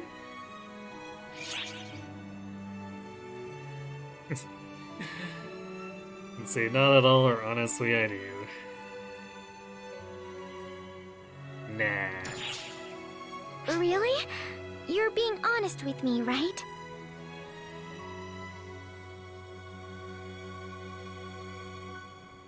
Just this one time, another ARC's operative saw me in combat.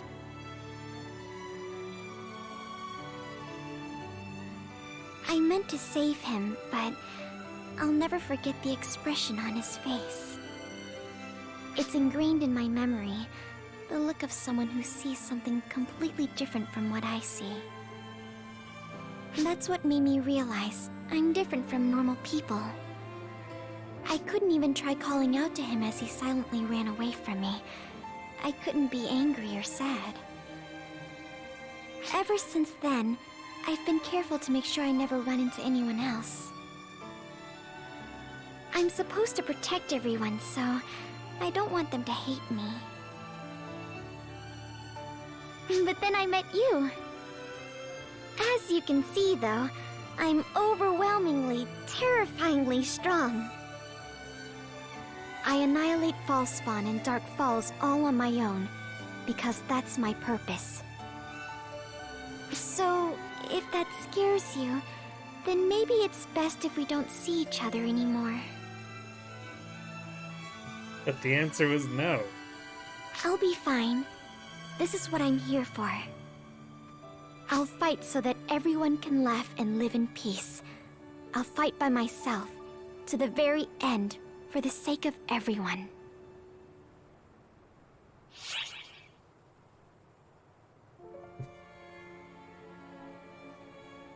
But who is everyone? Exactly what it sounds like. I'll kill every last false spawn and protect everyone. That's the meaning of my existence. Sorry, I shouldn't have brought that up. It's because I'm so sentimental that I didn't manage to finish her off. Well, goodbye.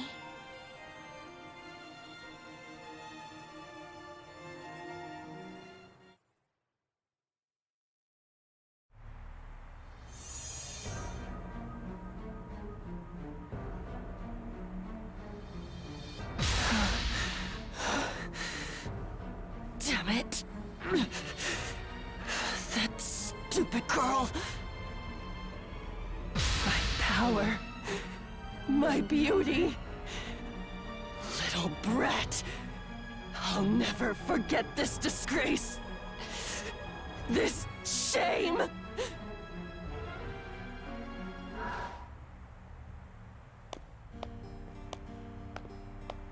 My, it must be so difficult having your true self exposed like that. Apprentice?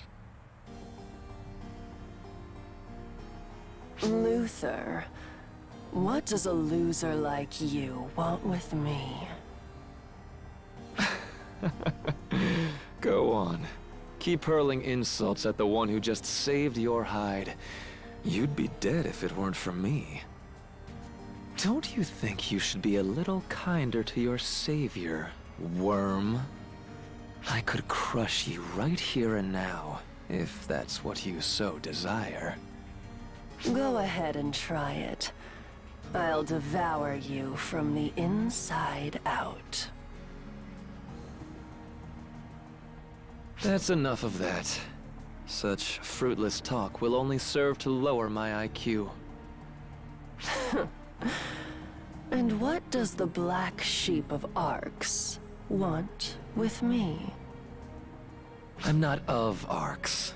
They, the false spawn, and the entire universe are nothing more than my pawns. I've had enough of your blabbering. Just tell me what you're here for. Oh, it's nothing bad.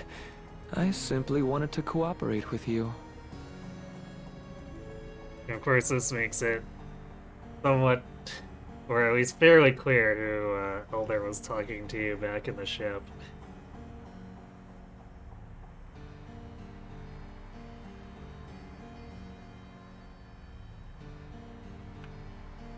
My takeover of Arx is going smoothly, but that girl you faced earlier is the only one I can't get any information on. The trio of heroes are at my beck and call, and yet I cannot touch her. Xion must be getting in the way. You understand? I want information. An exceptional first-hand account, in particular. That's what I'm preparing for. You want revenge, and I want data. Why not join hands temporarily, so we can each obtain our objectives? So you're saying I'm just another one of your pawns? I won't deny it. I told you, the entire universe is nothing more than my pawn.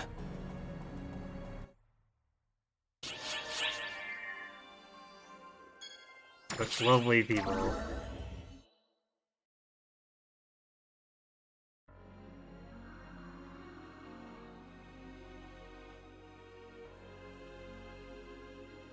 Hey, Mentor! Finally caught up with ya! You're off fighting on behalf of the people again, huh? I mean, I guess that's just what you do, right? You look busy as always. I wonder if I could become as strong as you if I followed your example. There you are, troublemaker.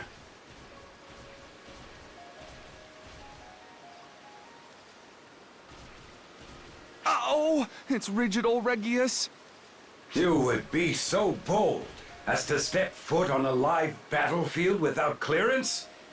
I've been getting complaints about you. What's the problem? No better way to learn than getting in there and going with the flow. Perhaps. But such recklessness will prevent you from protecting those who matter most. Is that what you want? Well, no, but, Rules are rules. And talent does not create exceptions. Except when it does. Now let's head back. We can continue this discussion once we return. My apologies. Return to your mission. I'll ensure this troublemaker learns his lesson. It's funny how Regius just assumes we're actually part of Arcs here. Asks no questions. It's a little weird.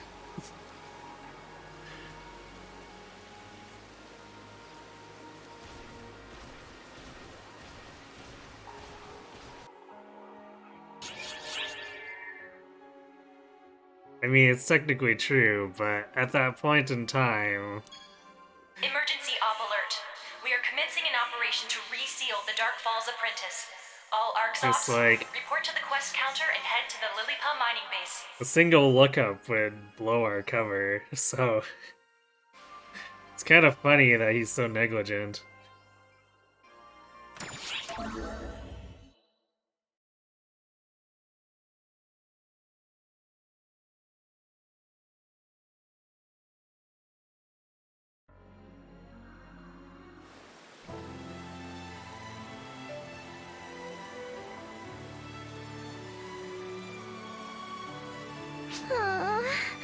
Why did I have to go and say that?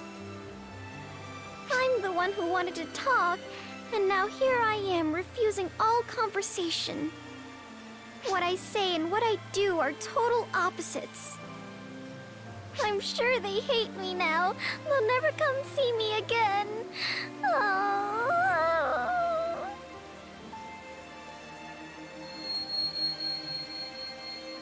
You say it's only natural because I'm truly terrifying? I even scare you sometimes? Jeez.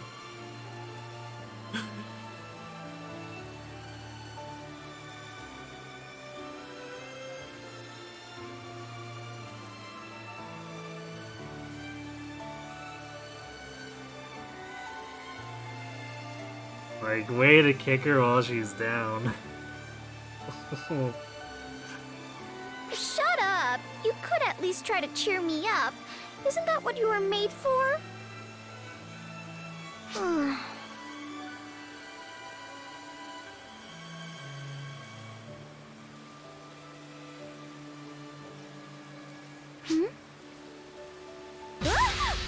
Why are you here?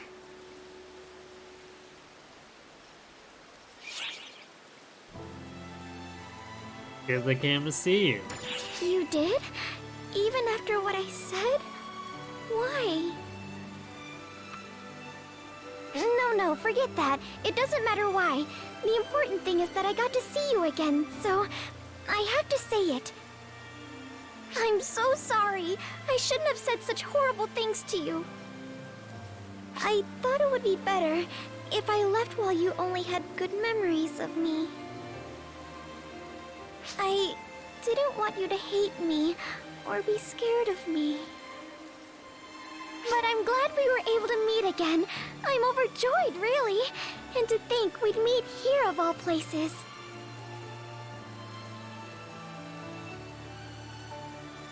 This is my favorite spot.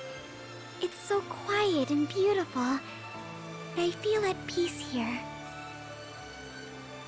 I thought no one would ever come out to a remote place like this, but you came, huh? If something happens again, would you meet me here? Oh no, the timeline. Shh. Sure. Okay, it's a promise. Don't go breaking it now.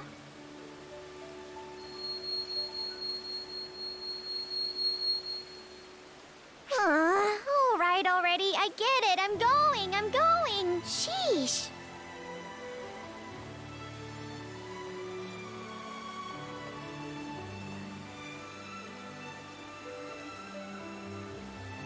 Oh, right. I haven't asked you your name yet. We have to tell her. You know. 'Cause that won't cause problems. Actually, I'm kind of surprised Xiao doesn't cut in here and like, hey, what are you doing? Huh? That's a nice name. I have a name too. Besides Claire's Craze, I mean. My real name. Right now I'm Claire's Craze, but I hope one day I'll be able to say my true name. Well, take care. I'll see you around.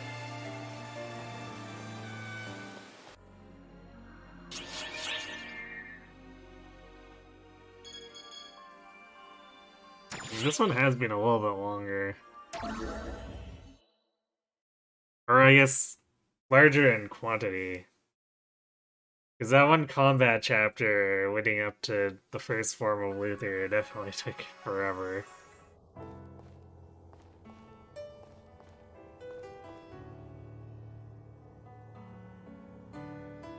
This place is so beautiful, isn't it? Clear skies and a world blanketed in silver. The piercing cold actually feels kinda good, too.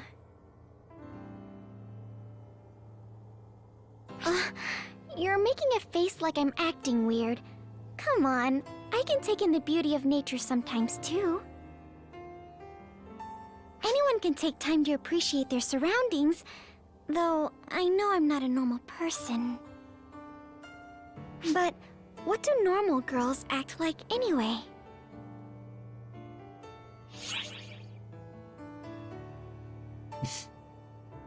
They're more elegant or they're not all that different.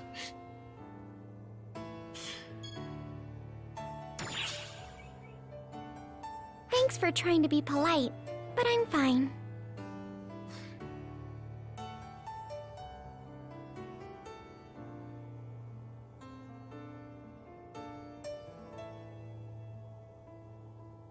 Also, I guess kind of weird when,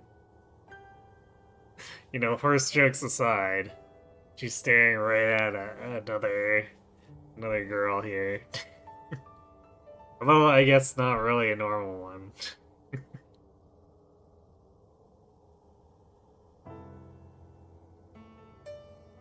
Still, I can't help but feel this is like another assumption that...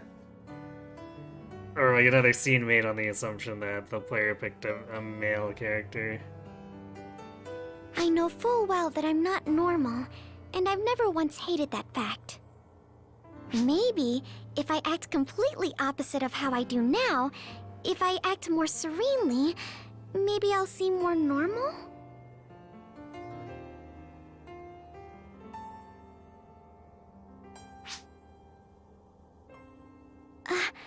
There you are.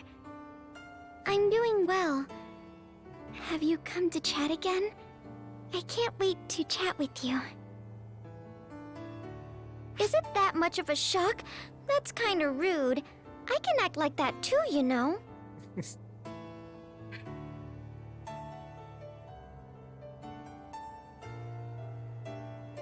Of course, she apparently wanted to be like that so badly, she ended up like that as Matoi. But I guess it's fine for now. If I act all pleasant like that, I feel like I wouldn't be able to fight as well. Besides, I'm sure I'll be able to act like that more when we finally have peace. So, I'll save that for when everything is said and done.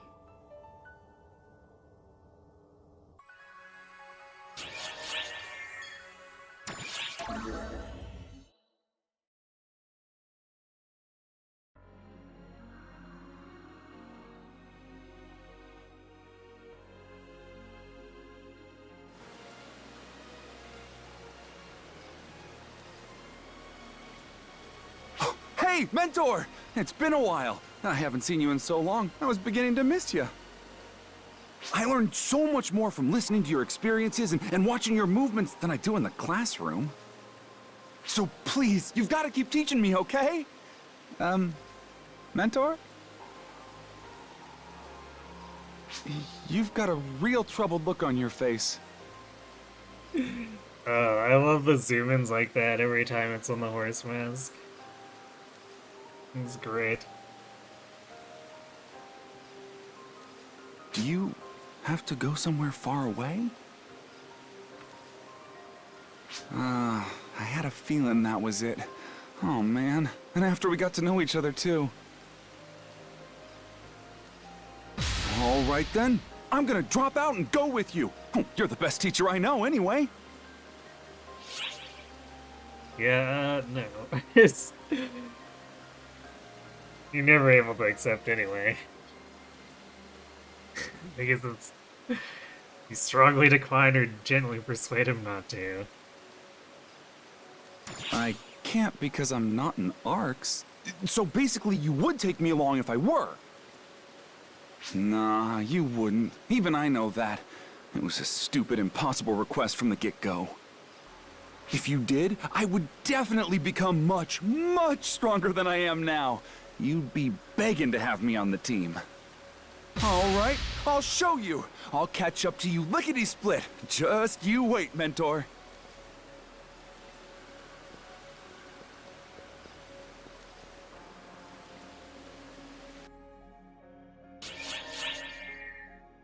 Yeah,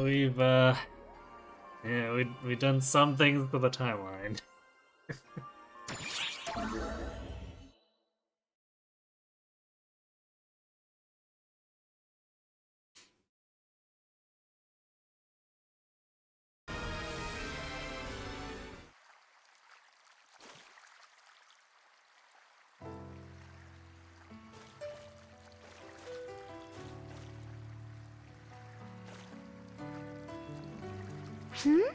What are you doing here? You keep finding me in places far off the beaten path. Strangely. Especially since apparently memories from 10 years ago have all been erased. I guess it's meaningless for me to keep pointing that out, though. Neither of us are really normal. I came here at her request. Apparently there are some photoner ruins here. I'm supposed to investigate or make use of it or something.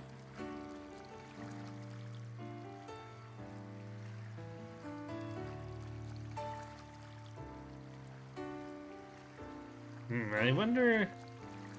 This is clearly the seabed, so... I wonder if Shion was trying to dig up some stuff on Luther earlier.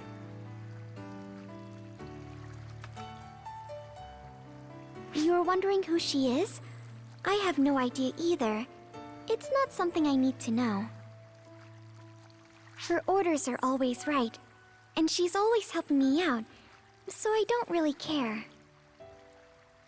If it's not causing me any trouble, there's no need for me to know anything more. Or at least, I think that's what I would have said before, but now I'm different. I used to think that I didn't need anyone to talk with, that I was fine alone. But after I met you and found someone to talk with, I realized I was wrong. It was just that I didn't even want to try to know.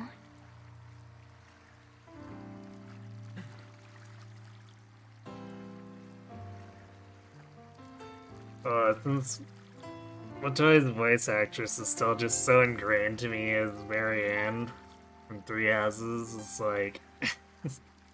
There's something especially stupidly funny about her talking that way to a horse.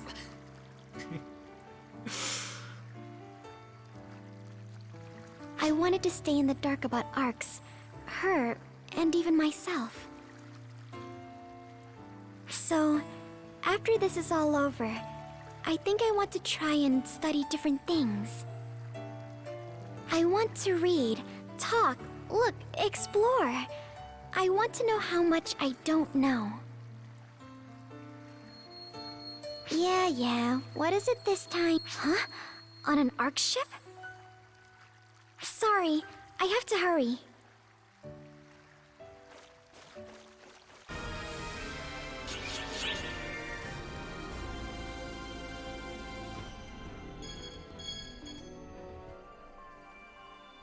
Actually that's kind of double convenient too for yes.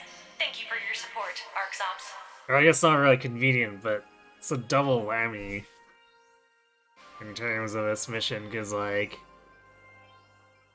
Luther pulls her away from the seabeds and gets the data he wants.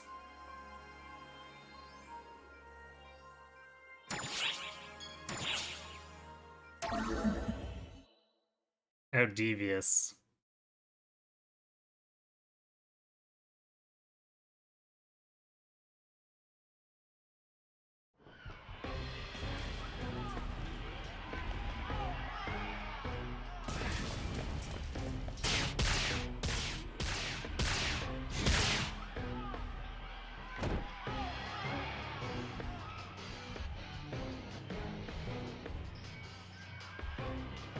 I guess that actually means that old transponder could be in, like, something that Matoya left behind after she came back to the ship here. Not on purpose, but she could have accidentally left it behind.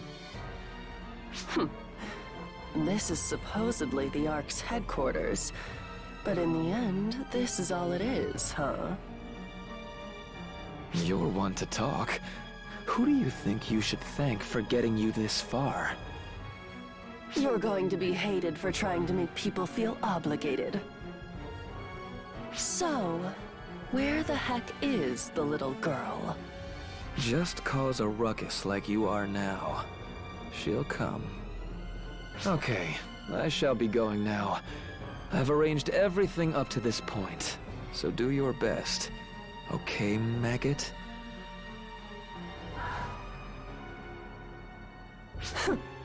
So the loser wants to treat himself to the show as a spectator.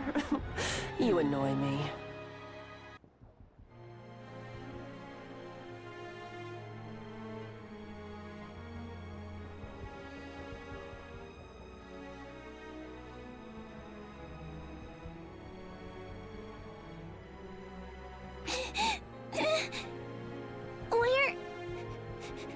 Where is everyone? What's wrong, dear? Are you lost?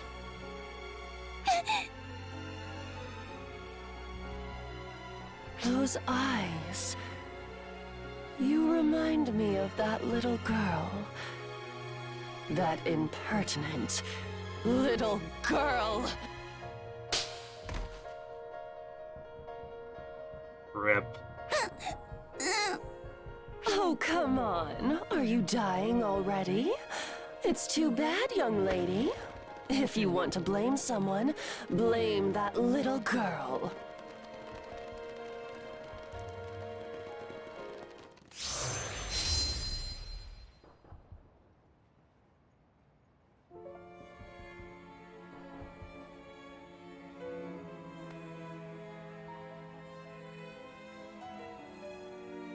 There you are. No, their eyes little aren't girl. particularly alike. It's... The friend is just looking for a reason to slaughter a child. How about it, Clarissa? Even greater than the damage she's sustained everywhere is the corruption. It's severe due to being immature. There's no way to save her. How about linking up with you to purify and heal her? Survival is a possibility, but I don't recommend it. It would hinder your ability to fight. Please, link me up with this girl and purify and heal her. Then, assist her movement and help her escape. Final confirmation. Is that an order? No. It's a request from me to you, Clarissa.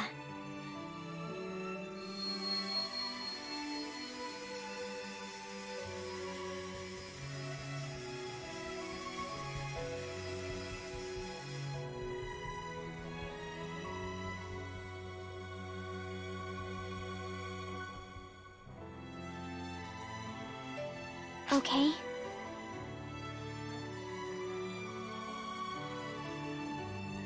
All right. Good girl.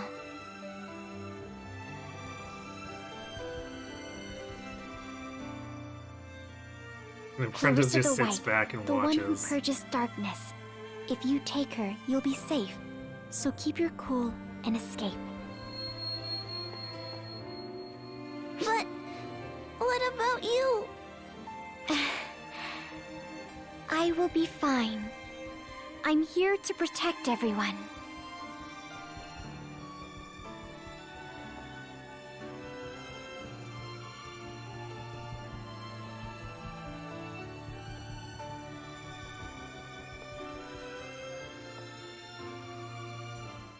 You'll relinquish your weapon to save that trash?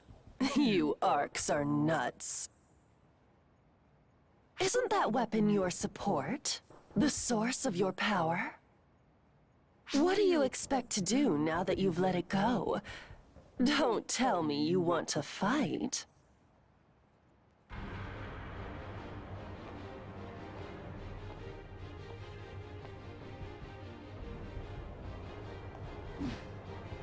Everyone's crying, hurt, sad, suffering. If I had finished you off then it wouldn't have come to this.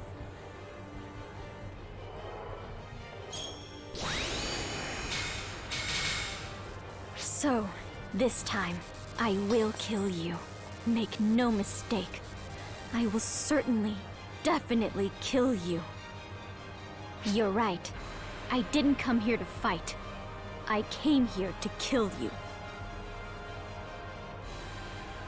I think it's a nice touch that she's so powerful that utilizing any normal weapon just destroys the weapon. Nonsense!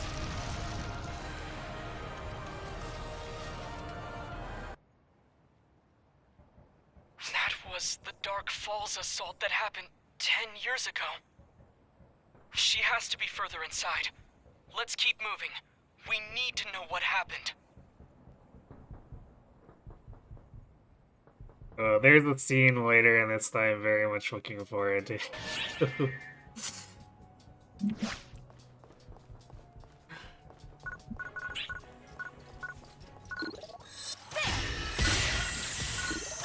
Let's settle this!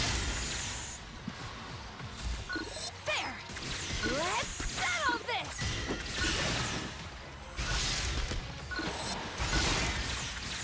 Huh. Let's settle this! Let's settle this!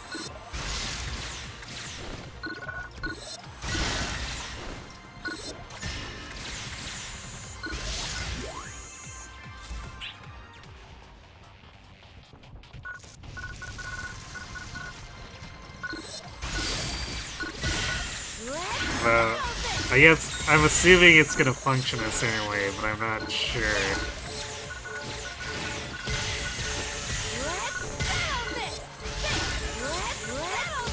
But if it does work, I'll be very much amused.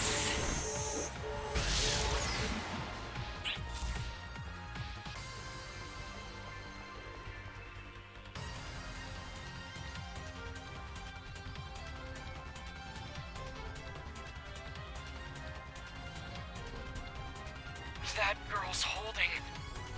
Clarissa? Why is it here?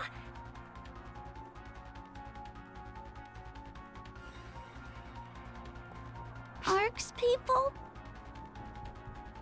A lady, she lent me this. She's all by herself.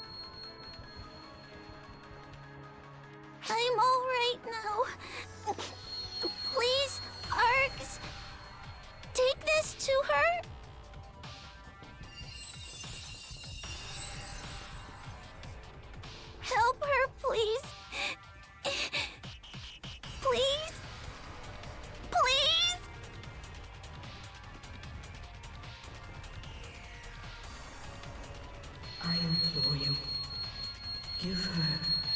one who is struggling deep within power. Please take me to her.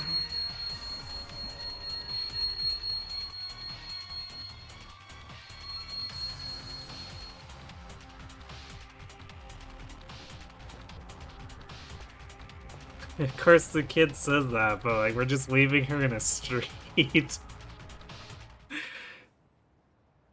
Ah, so that little one enjoyed a limited time transfer of Clarissa the White, along with all its knowledge and protection.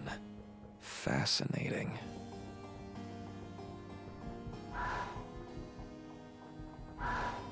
Young lady, are you all right? Who are you? I'm an Arx Op. Anyway, you are a lucky girl. You must be the only one who survived in these conditions. I'm the only one? Everyone's dead? Good job, Luther. Just traumatized little kid. Quite possibly.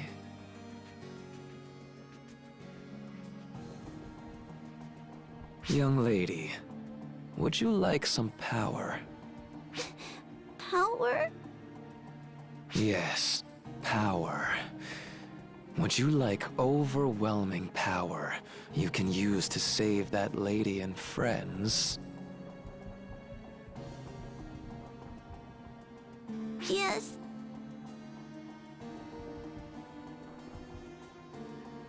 You're a brave one. Will you tell me your name? That grin, man.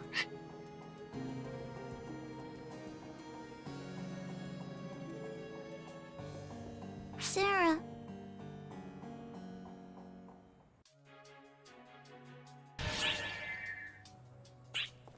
It's all coming together now.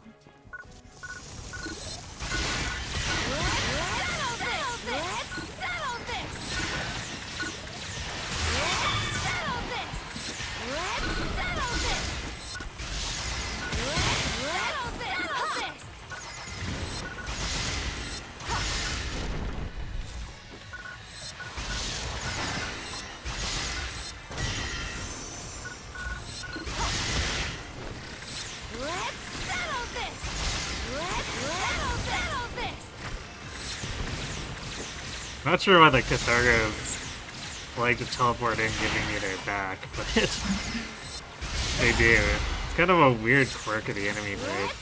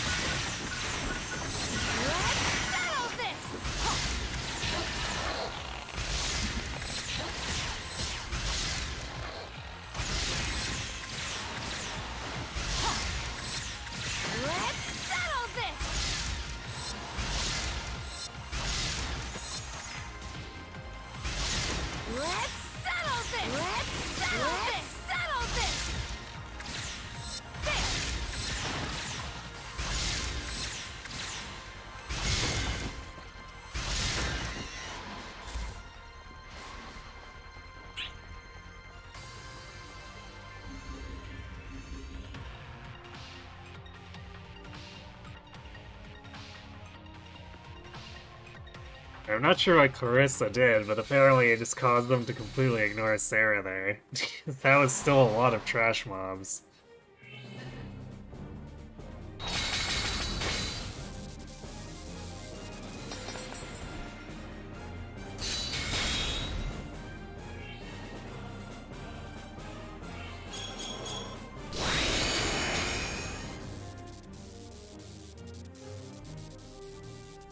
You keep sticking around with all those weapons?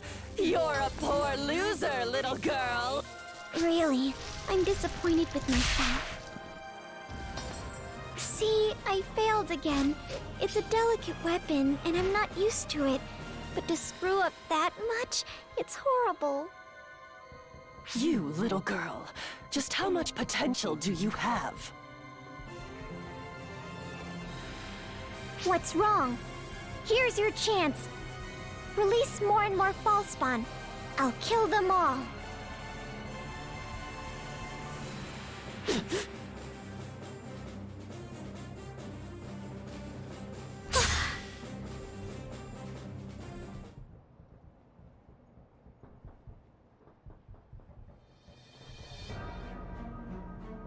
Arcs! Why?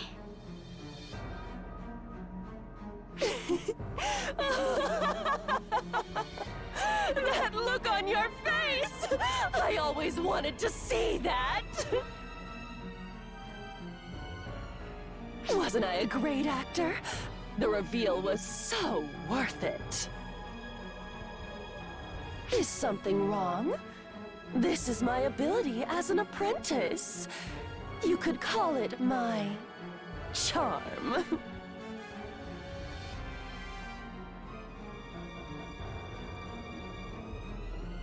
Now, little girl, are you ready for round 2? So, false spawn killer, how will you deal with Arcs as your opponent?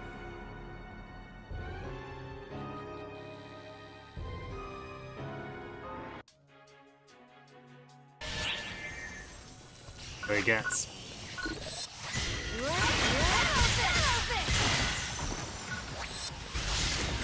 The whole charm ability does give me like the impression they really should have thought a little harder on the whole apprentice thing.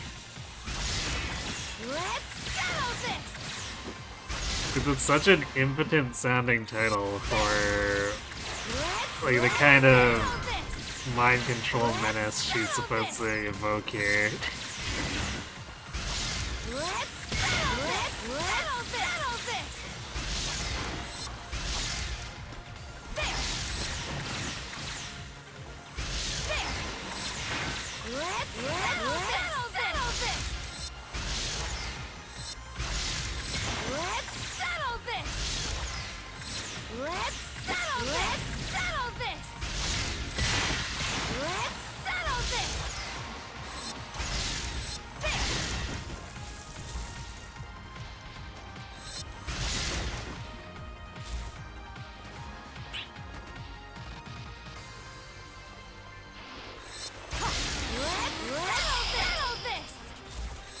Emergency! Code! Attack! What, they're trying to hide from me.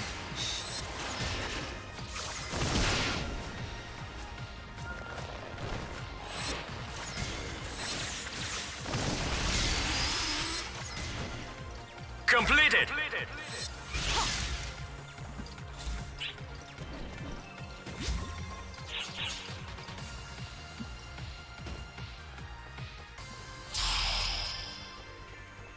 Emergency! Code! Attack! Shoot, what is it? What are they trying to rally to? Okay, they're just beating up an unoccupied photon. Completed! That's strange. I've never seen AI behavior like that before.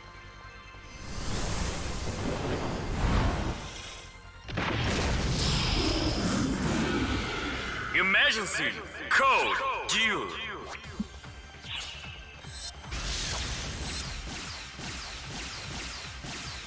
Let's settle this! Let's settle this! Let's settle this! Let's settle this!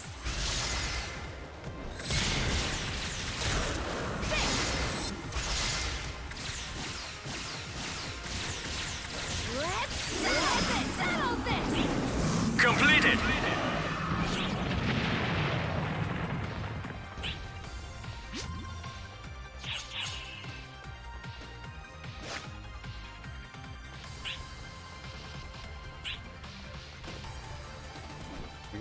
Okay, we're going down. It's wasn't sure about the debris there. It's been so long since I've done this section that I didn't remember.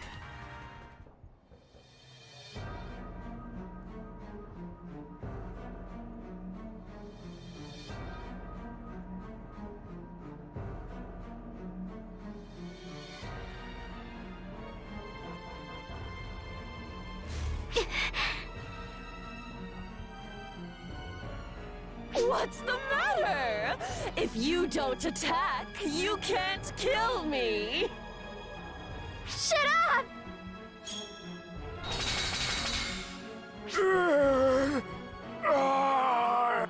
Oh, how terrible. Attacking your own companions is so cruel. Well, don't you think so too?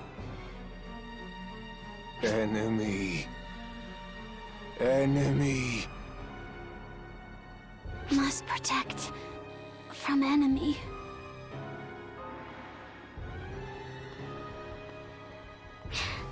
Stop! I'm supposed to protect Arcs!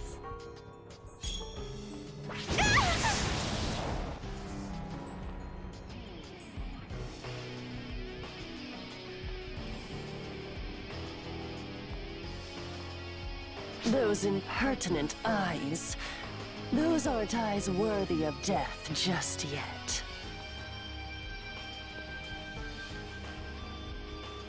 I won't enjoy myself until I've thrown you further and further into despair!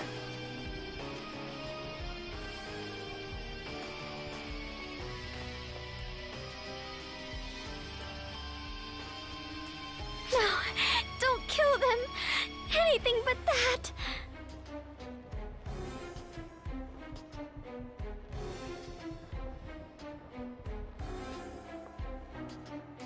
I was supposed to protect Arcs! To protect everyone! Everyone!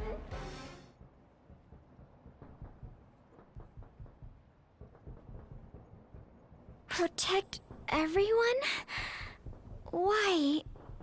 Who's everyone?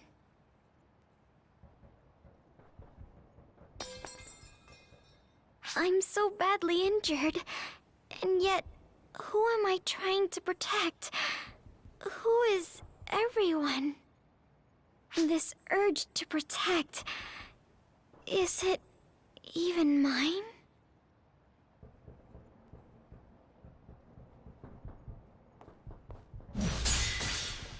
What?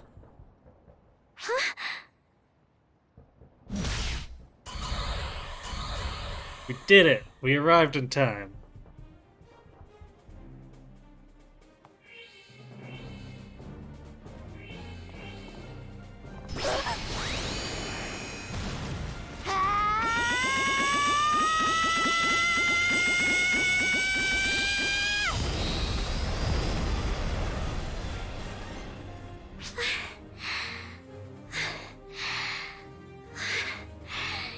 We did it!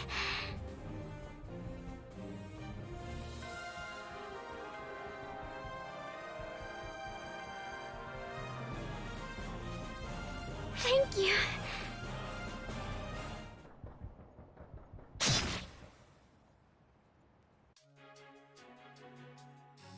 Oh wait, we didn't do it.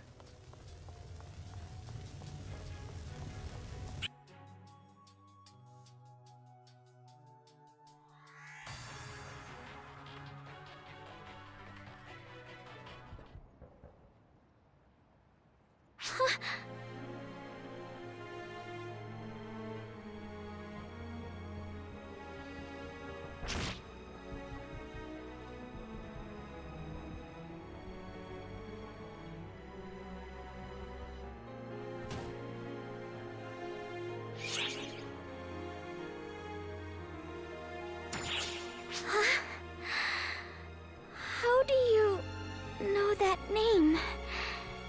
And why is Clarissa with you? Then who is that? It doesn't keep the horse head for when it transforms into Persona. They look just like you. Same parameters, too. Even looks like they've traveled through time.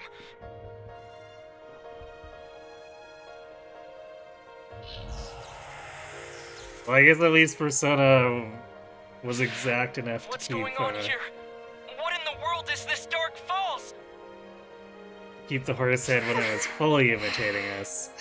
Jeez, I am dumb. I am a fool. How else could they have fooled me this bad? Perish here, and you will finally be at peace. Now, accept your slumber.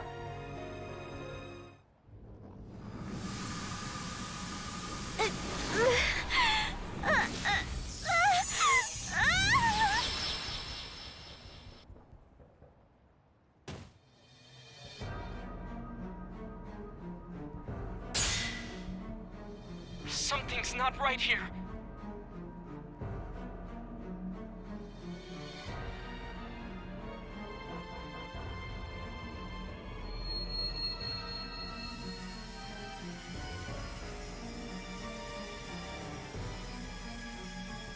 Hey, did that girl make it?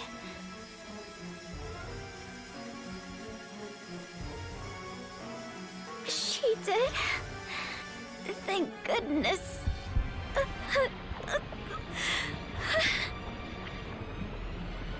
These readings don't match False Spawn or Dark Falls. It's much, much stronger. Look out!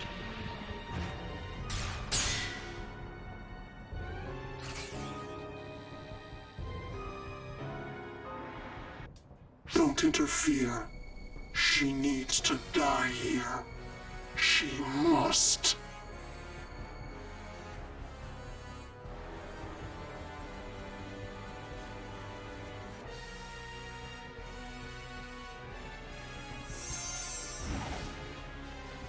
I guess it kind of makes sense that Persona only adopts the actual face rather than bringing in the accessories. Let's settle this! Emergency! Code! Due!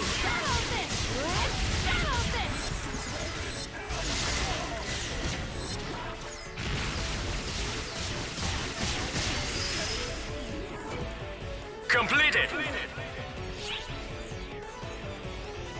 Gonna have to try harder.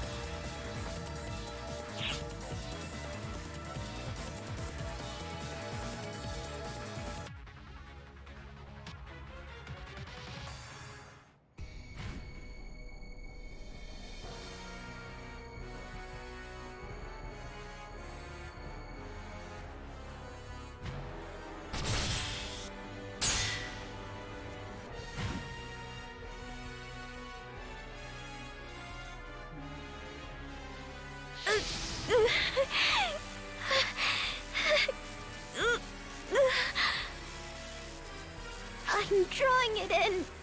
I'm consumed with the power of the false spawn. It won't stop. I can't suppress it.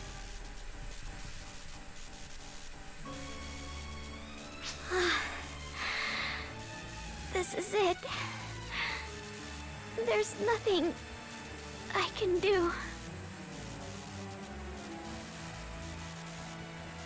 Clarissa. Hey, Clarissa. Please, help me. You understand most of all. This can't go on. I'm going to be consumed by this. I was born to destroy the false spawn and save everyone. That's why I'm here.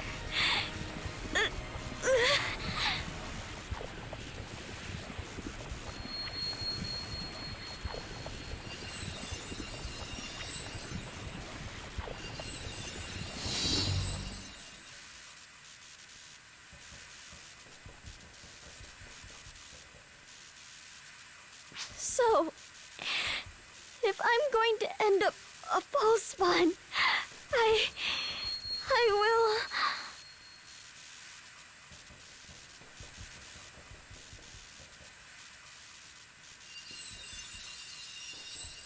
do away with myself.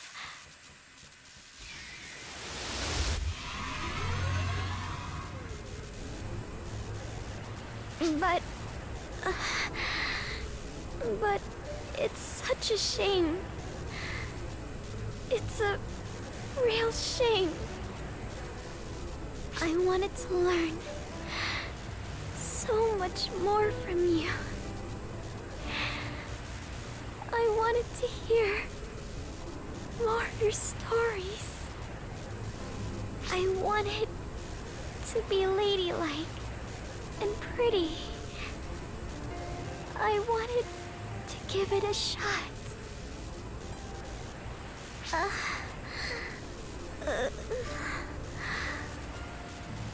Of course, there was plenty I didn't know.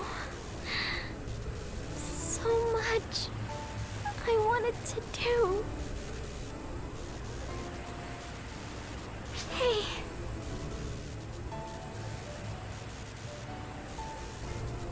I don't really know what everyone means. I don't need to protect anyone. Next to you, at that place, I just wanted to be a normal girl.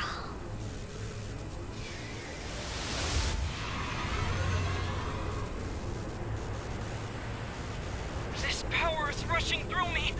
I can't be brought back from this! But that just means we need to brute force it! Brace yourself! What do you mean, brute force?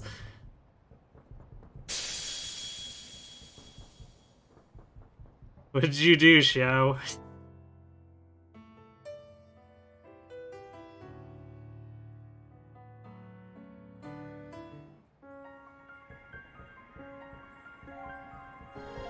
I made her to be the savior of all. Bound to me, she worked to fulfill my wishes. This was my plan to correct all that I had done wrong. She was to wipe out the false spawn and bring peace back to the universe. A lot to put on one person's shoulders, no matter how powerful. At least considering how many Dark Falls there are, it seems kind of impossible. Unless she's able to systematically wipe them out.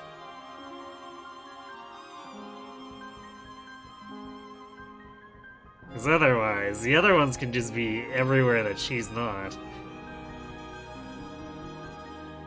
That's without taking into account the fact that the lesser false spawn just innately corrupt everything around them anyway. Like, did Xion really actually do the calculations on this? But all I succeeded in was causing her terrible hardship. I was a fool. I am but an observer. I was never meant to bring about change. I am incapable of it. It's so bull. You screwed the timeline so bad already. Or I guess meddled with it.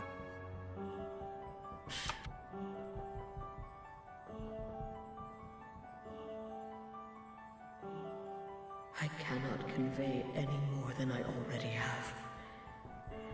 I abandoned communication. Like I said before, she's never been an observer in a meaningful capacity.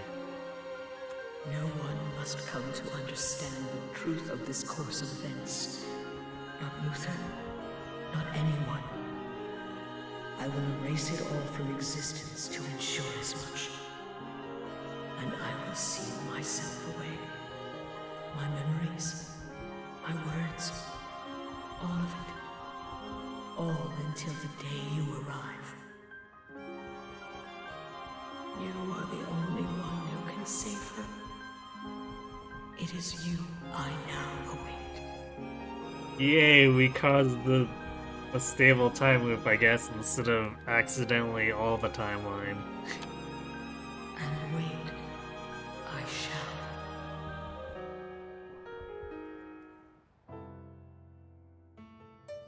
Oh boy. The storyline really is very screwy at points. Even before episode 4. What we just saw was the truth of what happened 10 years ago. The apprentice was vanquished. The persona assaulted us. When that came to pass, she released the darkness she held within.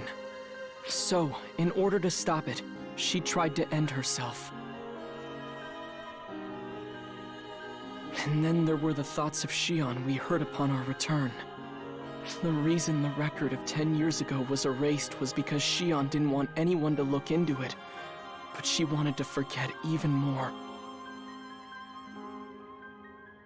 And I suppose Matoi's existence 10 years later, why she's here in this generation, was our fault.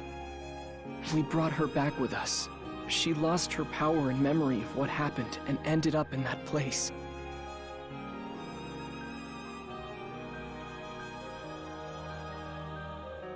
I'm going to speak objectively here, so please don't get upset when I say this, but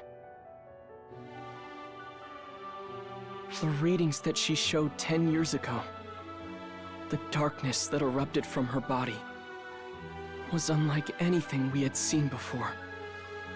It can't even be compared to Dark Falls. It's so ominous, it's overwhelming.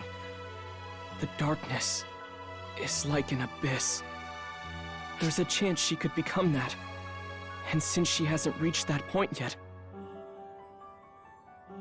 it's not a bad course of action to kill her now. Bad show, bad.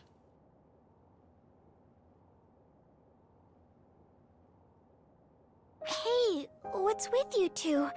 You look like you've seen a ghost. Matoi. Yeah?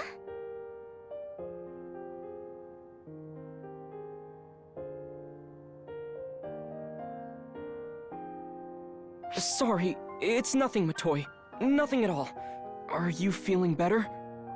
Yeah, Philia gave me a clean bill of health, so...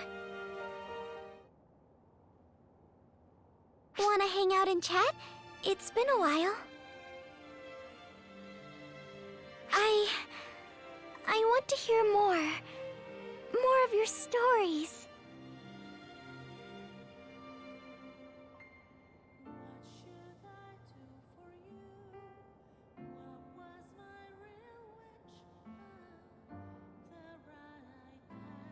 Oh yeah, this is another weird thing, like... Part of what... Or like, it especially throws me off when it's like... Okay, so the episode's not done yet, but here's some credits. It's like, excuse me? What? Do you know what you're actually doing?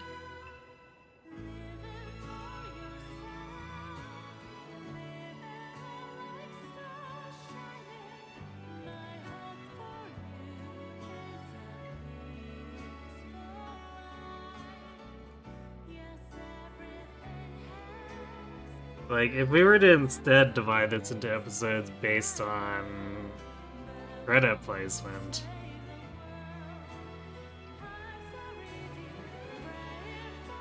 it'd probably be, what, like, maybe 8 or 9? Possibly 10? Something like that?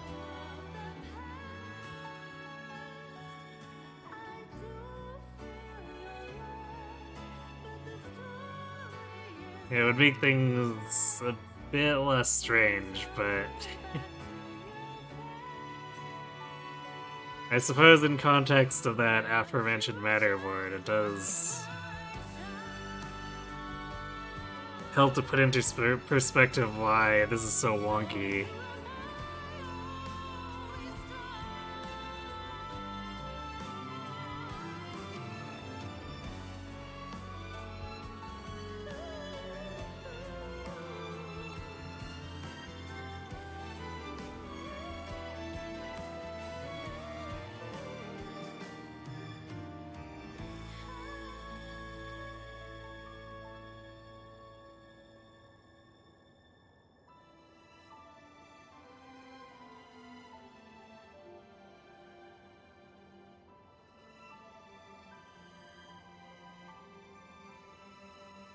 Because I guess, at least with the Japanese release, if it's just supposed to kind of appear once the story stuff is ready to happen, that means like that whole menu wouldn't exist or anything like that. So this would somewhat more naturally flow to go into credits after like a major breakpoint.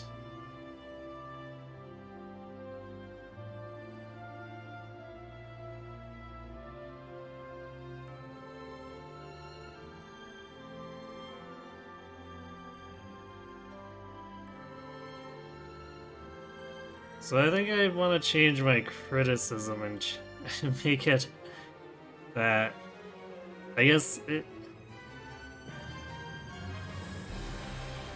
they probably understood what they were doing in terms of where they wanted to go with the story, but when they decide to change this all up for the international release, maybe they just didn't care, maybe they didn't know how to reorganize it.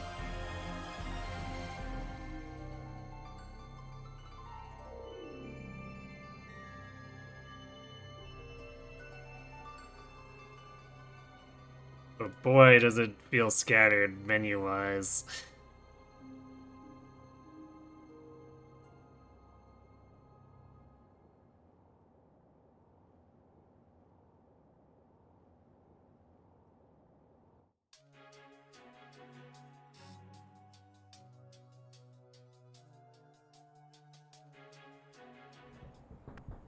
Oh yeah, this is... and then this is like a movie stinger. Let's turn back. It's dangerous. Don't be such a wimp. We can't just leave him.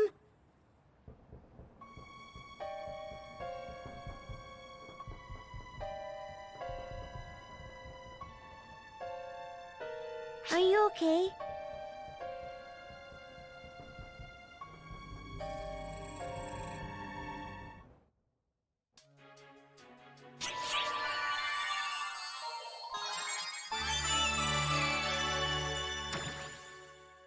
I thought we got more of that. Or maybe is that... No, that's not here. Maybe we get that in another chapter then.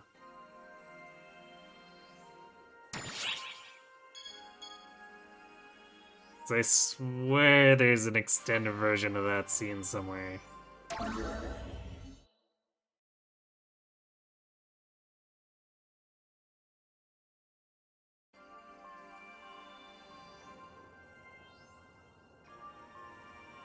Listen, I know what you must be thinking. Yes, yo. No cold-blooded murder. Don't make me get the spray bottle out.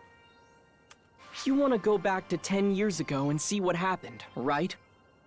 I had the same idea, but it looks like that might be out of the question. We're being completely blocked from intervening in the time frame after the second disappeared. Shion's doing, I'm sure. Shion made us forget, but won't let us go back and change anything. Pretty unreasonable, but she did always tend towards the extreme. Well, maybe she thought you might try to murder Matoi.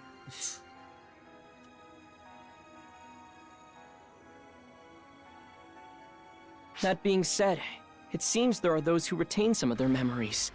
We should talk to them to try and figure things out.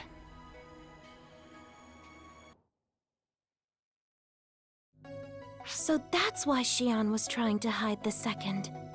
If you created a being that almost turned into the new profound darkness, you'd want to keep that under wraps too.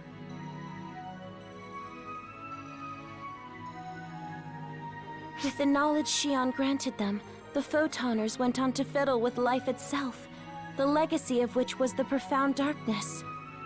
To negate this future, Shion created the second Claris craze. But that creation too almost succumbed to the profound darkness. As it turns out, when you just try to brute force stuff with power, you might actually end up corrupted. Who'd have thought? You'd think Xion would go back before the second was made, fix everything up, and move on, but they couldn't. Because that would mean toying with the second's very existence, with life itself. I always figured Xion's guilt and regret came from granting the Photoners knowledge in the first place. I'm sure at least some of them must have. At least I'd hope some of it would have. But no, it was all about the second. Everything Xion did was to try and make it up to her.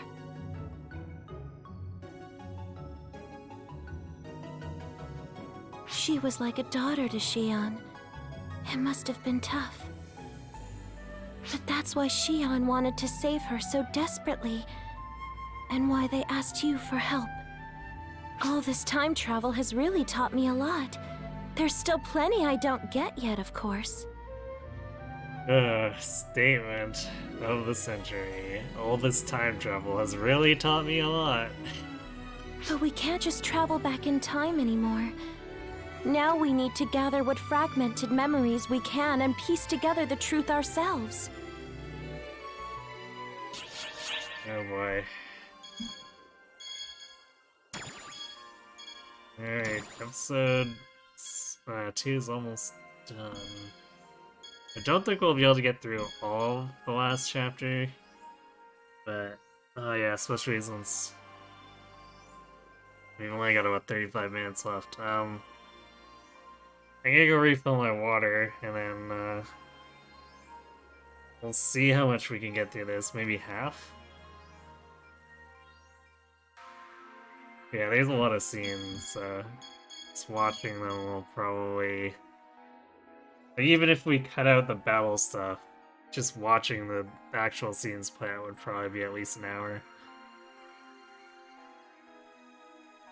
But hey, I guess that means then we can put ourselves in a position to move on to episode 3 next week, so, alright, be right back.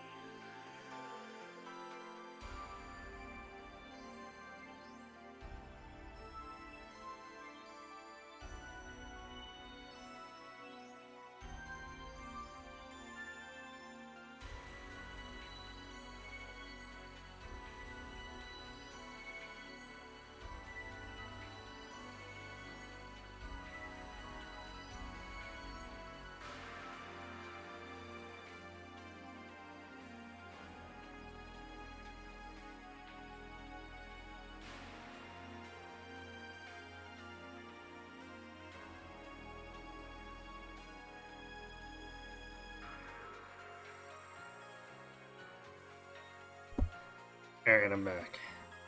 Here we go.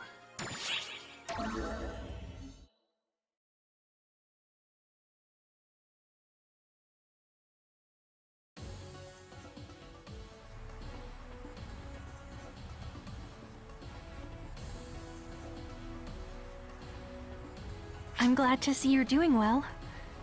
Do you need something from me?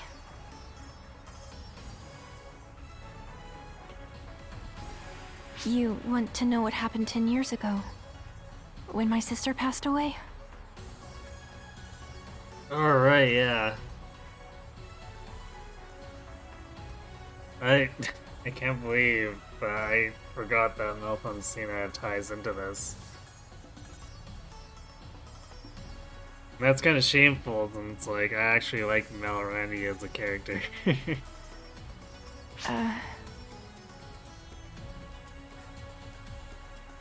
I apologize. I'd like to tell you, but my memories are hazy. I cannot clearly recall. I remember a Dark Falls appearing in the city, and my sister and Gedam Hope going to...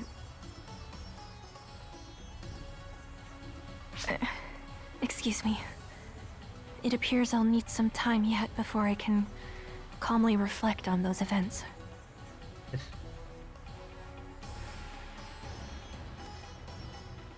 Which is honestly not an unreasonable request. You want to know what form the Dark Falls took? An odd question, that. It's all quite fuzzy, but if I recall correctly, it was almost childlike.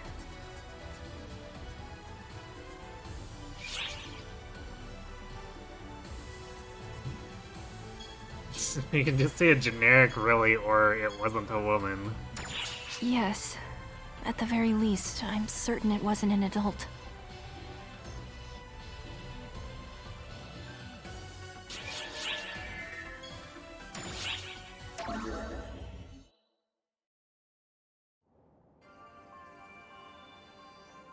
Wait, why do you want to know about what I was up to a decade ago all of a sudden? Let me think. 10 years ago, well, I think that was when I first met my mentor. Man, what a legend! Oh boy. Oh god. Like, I want to say mention Malrandia. It's... with the horse mask on, I have to stare. I just absolutely have to. All right. Spare me the death glare. It's like my mentor is here staring at me. 10 years ago, though. I'm sad that we didn't get a zoom in on the horse mask. Oh, hey, perfect timing. Echo! Echo, come here! What do you want? I've got paperwork to take care of, so make it snappy. Do you remember anything from 10 years ago? Like how you always used to skip training and get in trouble? Sure. Why do you always have to remember my worst moments? Ugh, never mind. Thanks. You're dismissed. You know, you could have been more specific, Zeno.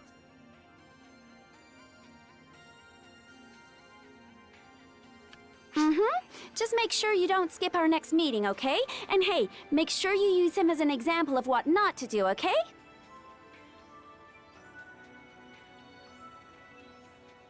So, yeah, that's what our memories from 10 years ago are like.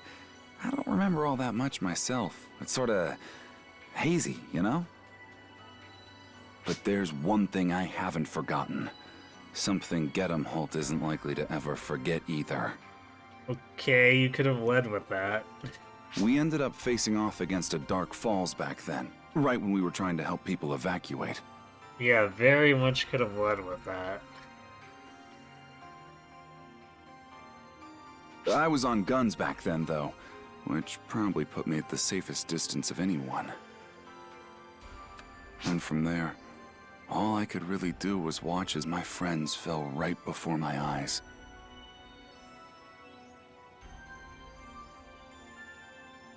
When all was said and done, the only survivors were me, Gedam Holt, and Melfonsina, who was only a kid back then. Oh, wait, if you already know her name, I guess I should just call her Melrandia, huh? Oh, this is funny.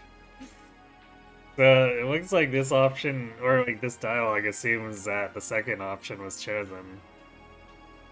Because, like, how else would he know that we know Melrandia's real name? Whoopsies. Melrandia got caught up in the battle, and her older sister Melfonsina sacrificed her life to make sure Melrandia and Gedemholt escaped.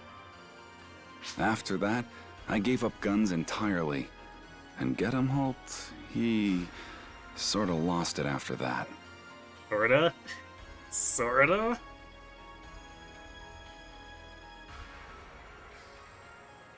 You sure you're not, understating things a little? And Melrandia wanted to become her lost sister Melfonsina. And that's that. Talk about a downer, right?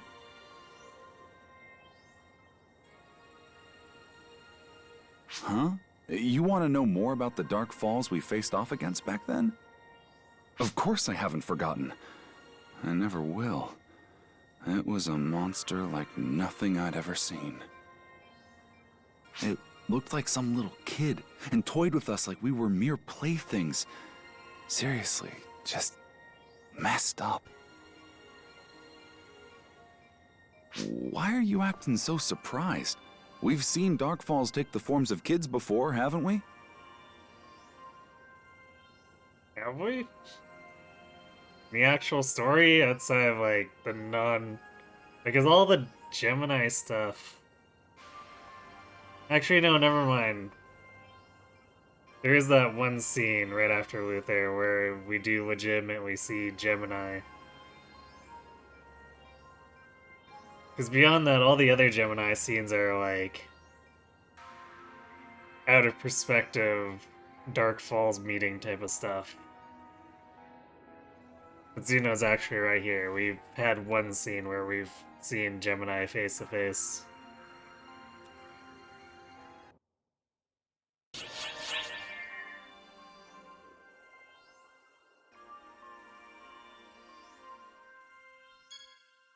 Which means we really shouldn't have, or like be so surprised / skeptical, I guess. When Melrandia says it's not the apprentice, that it's not, and Xeno corroborates it, like, we really should be cluing in a little more readily on that, shouldn't we, huh?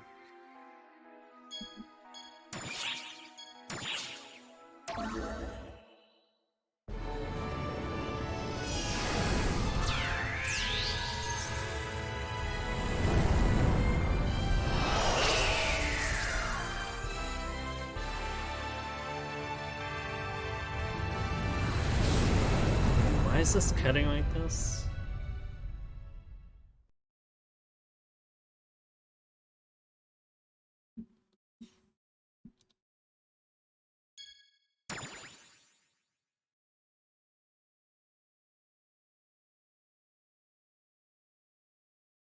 This is another complaint of mine, like, or I guess a rehash of the complaint where it's like we're constantly warping planets with the menu Good day, system. mate.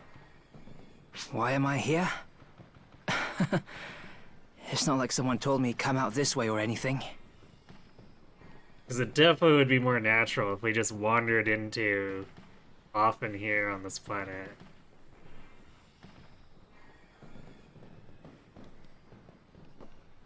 I just had a feeling she'd come here. And if you're here too, well, something tells me my hunch was right on the money. I wonder if she'll show up. You know, apprentice. I should be able to see her if we can hold out here.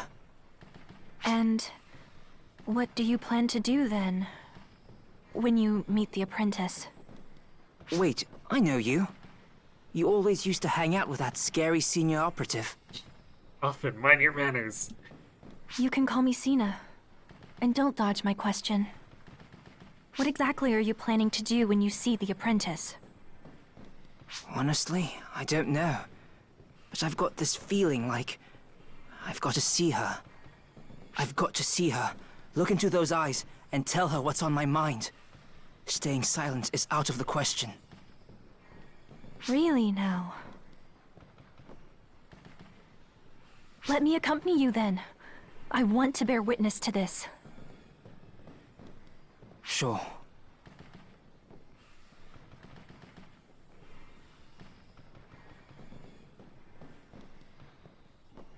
He is like a reflection of who I once was.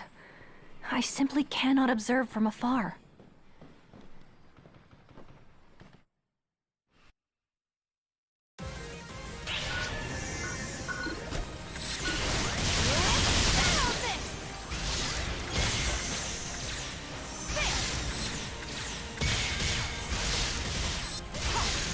Of course, what would a search for an apprentice be without fighting a whole ton of trash mobs?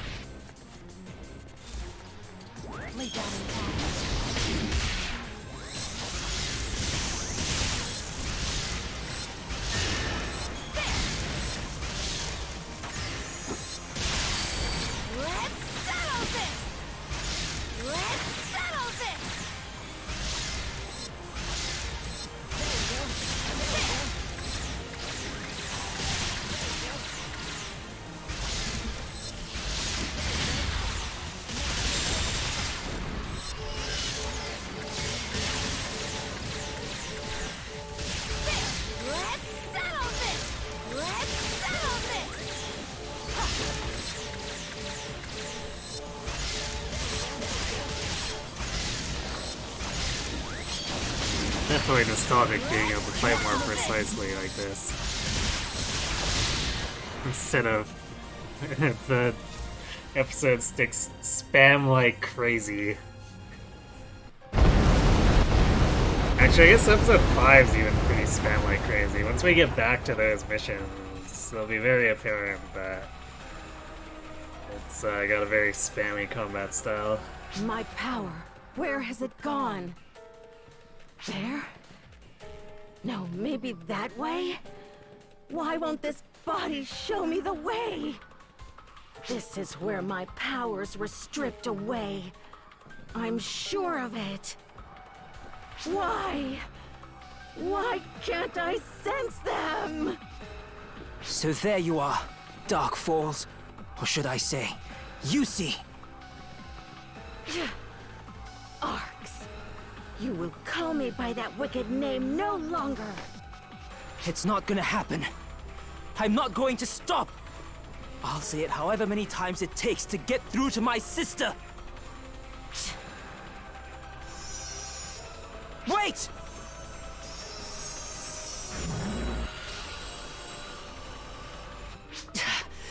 Get out of my way! At ease. Your words reached her. I was only chasing a phantom. But persistence will see you through. Sina. Don't give up, mate. This part is where I started liking Oppen a lot more too. When he's finally getting some more extra development on his arc. Yeah. You're right, mate. Heck, if I'm gonna throw in the towel now. Alrighty then. Let's kick some butt and find Yusi again.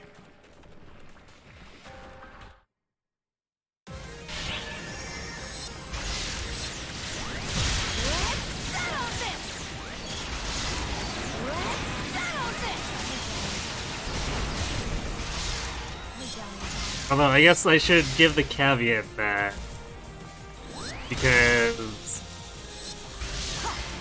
the whole client order system is not the most self-explanatory.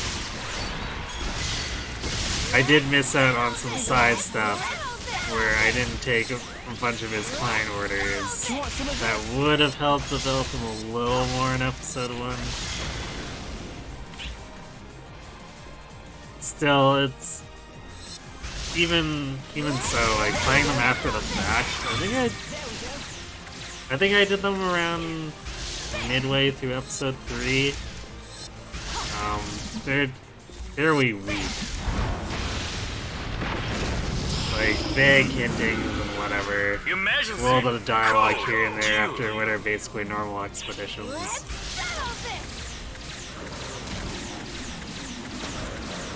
So it's not. It's still no stand-in for what we're seeing here going forward. But I suppose I should still credit Sega for trying.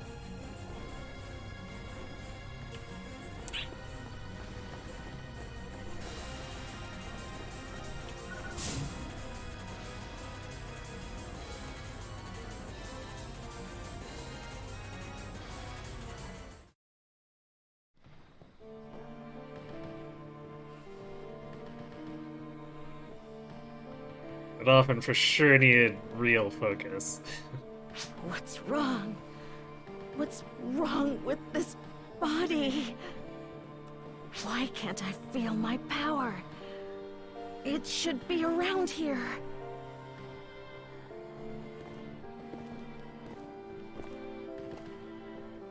Euclita. Sis. Shut it! Don't you dare call me that! I am the Dark Falls apprentice who stole this body 10 years ago. No. If that were the case, I would have given up on you already. What? Sis, you were never taken over or consumed. Everything might be shrouded in darkness, but you were simply kidnapped. That's right! Come on, Yusi. You've got to remember what happened. Okay, I think this is where we get the extended cutscene.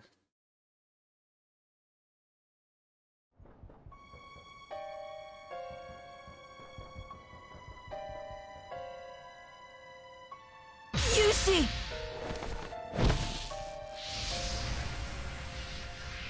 My power, this body, they're not enough.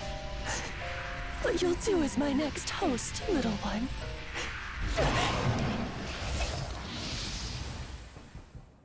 Oops. Yummy, yummy.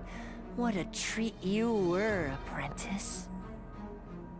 I'm really starting to develop a taste for Dark Falls. So as it turns out, Gemini, for whatever reason, makes a habit of backstabbing the other Dark Falls. Hey, what about the kid? Can't leave leftovers. How about some dessert?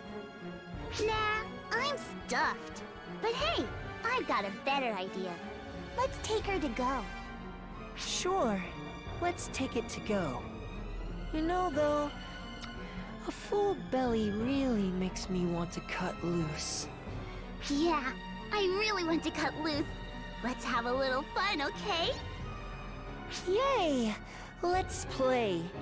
Gonna have to kill a lot of people to work off this meal.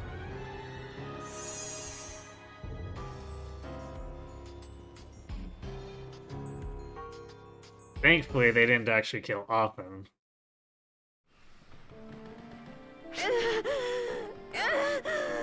Stop it! Shut up! Shut up! Stop with these mind games! Wait! Yusi, don't go! There's still more I need to say.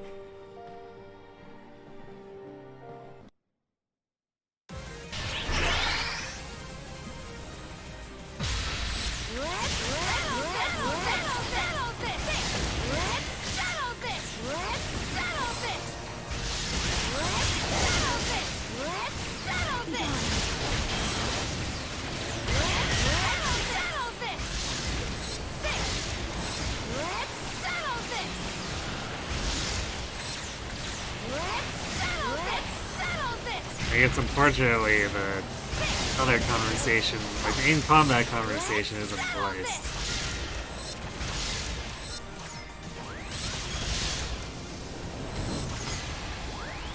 There we go.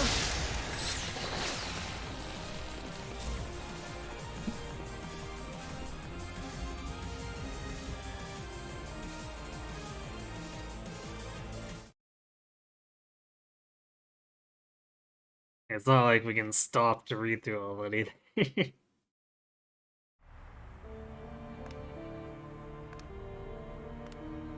That awful voice in my head. I can't even think straight because of it. It's you. I can't be myself because of you.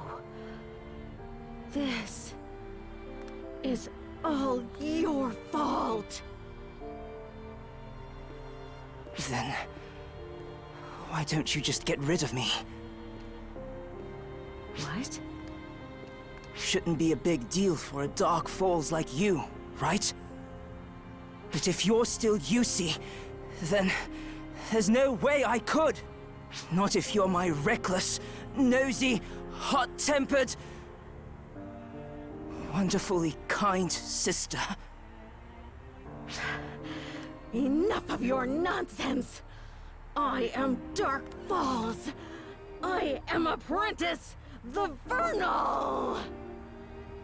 Obliterating a few feeble ARC members like you is child's play. I can, and I will! I should be able to.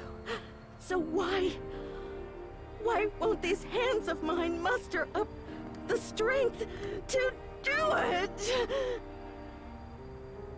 Why would they? You're just a fake.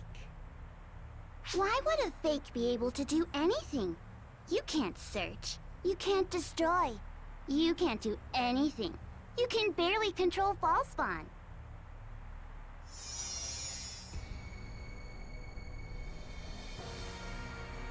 How boring. But that's what happens when we only use the leftovers. Such a letdown. But that's what we get when we work with a failure. What a killjoy. I hope at least when you fall. You'll make a wonderful spectacle for us, our fake little apprentice. It's kind of funny how much Gemini loves trash talking at this point, because they don't say anything at all at that first meeting with Elder. They just sit there and sway back and forth.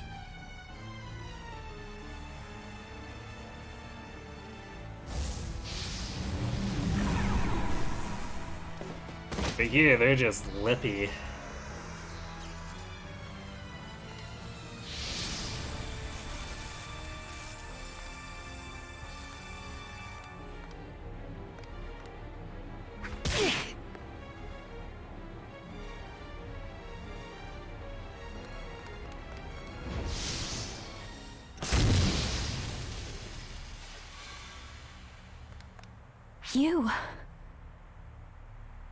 You're Dark Falls Elder.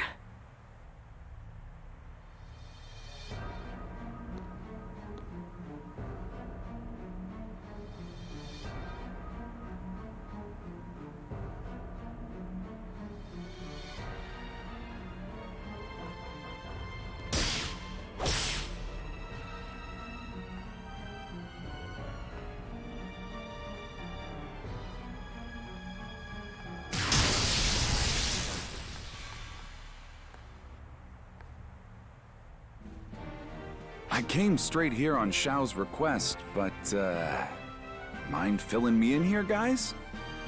Dark Falls squabbling amongst themselves. Never thought I'd see the day. What are you trying to pull, Elder?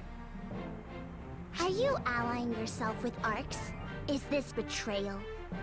Answer me this, Gemini. Why do you employ the likes of Apprentice and Luther? There is no point in asking, is there? We were never meant to work as one, were we? Arcs, Dark Falls, these names do not matter. I yearn only for battle and follow only my instincts. No more, no less. And do you know what these instincts, my instincts, tell me? That you should die by my hand. Really? I'm sick of hearing you guys sully the Dark Falls name. So sick of it. True Dark Falls aren't tainted monstrosities like you. Instead, they're mouthy little brats, apparently. Have you forgotten our mission? We must rekindle the profound darkness. Did you forget our mission? We must become the profound darkness. If you can't even remember that, you're not Dark Falls at all. If you can't even remember that, you're all just fakes. We should have just devoured you pale imitations from the very beginning. But today, you all die. But today, you're erased.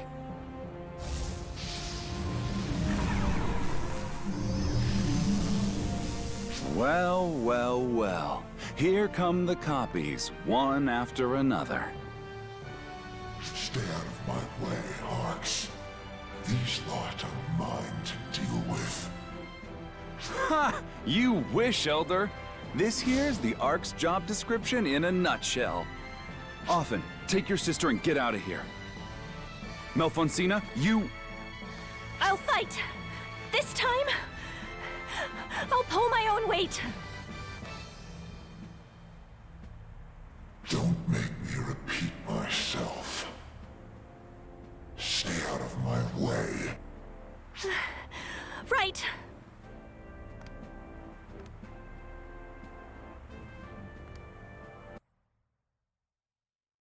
Attempting to run as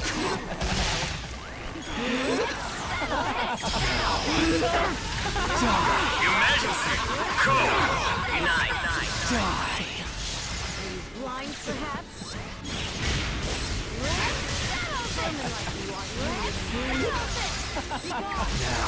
Definitely funny to see, like, Completed!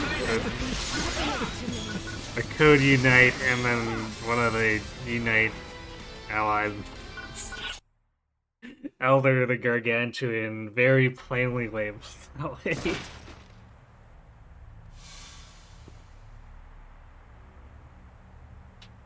It's very wacky. Summoning all these copies is making my tummy rumble. I think it's time we gobble somebody up.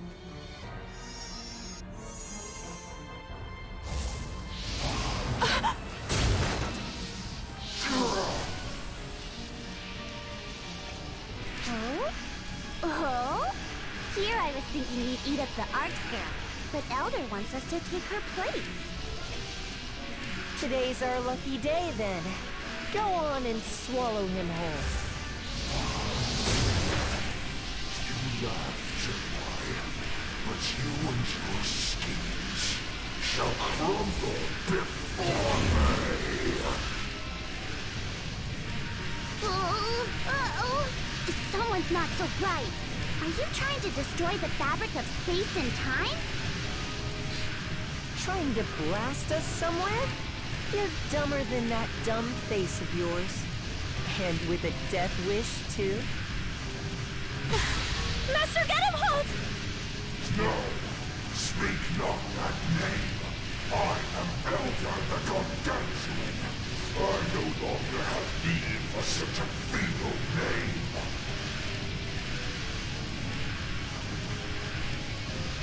You know, Gemini talks about destroying space and time as though it's like a bad thing in the context of being a Dark Falls, but like Dark Falls are just trying to completely destroy the universe, so I don't know why they're worried about it.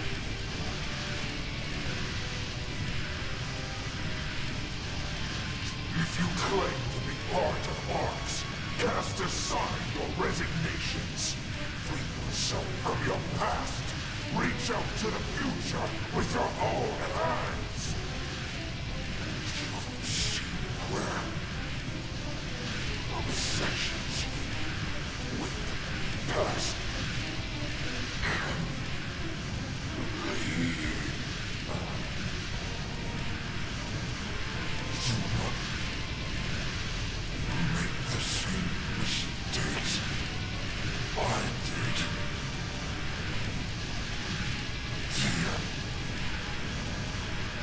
Yes, Master Gedemholz.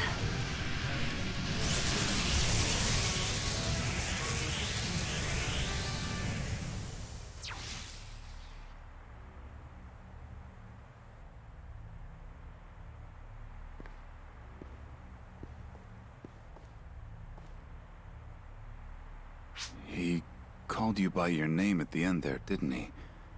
He might not be the only one who's managed to hold on to part of himself.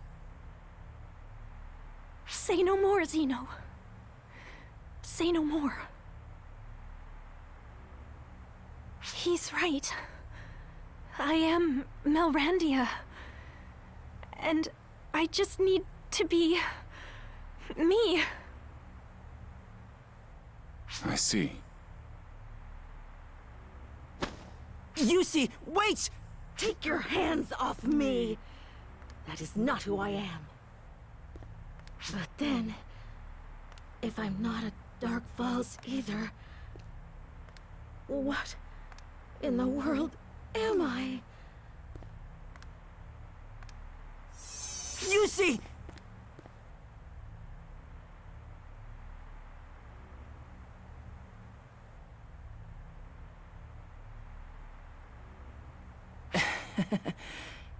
There she goes again. Don't worry, though. I'm done giving up. I'll get through to her someday. Until then, I'll chase her down wherever she goes. She might not remember, but I've got a real knack for tracking things down.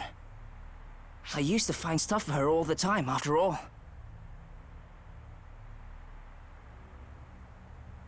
This won't be any different. I'll find her.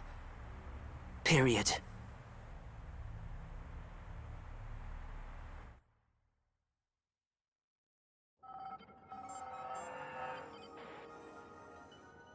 So in the end, the apprentice you ran into down on Lilypaw wasn't the real apprentice after all. That was Offin's sister, Euclita.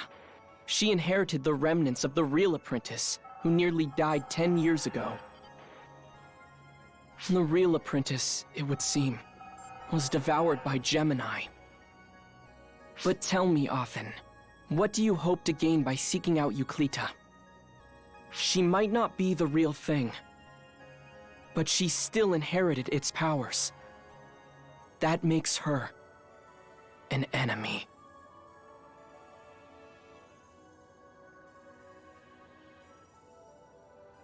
Arx doesn't get to decide that. Only me and Yusi do.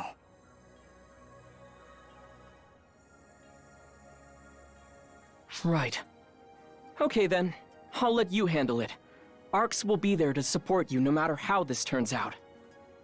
So please, make sure you ask us for help when the time comes. Got it. I'll see you around then, mate.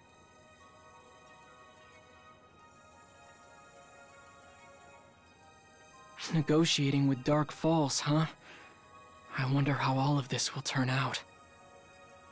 You enjoy how we're still just like having these sensitive conversations out in the middle of a shopping plaza. It's a good thing everyone's mysteriously absent.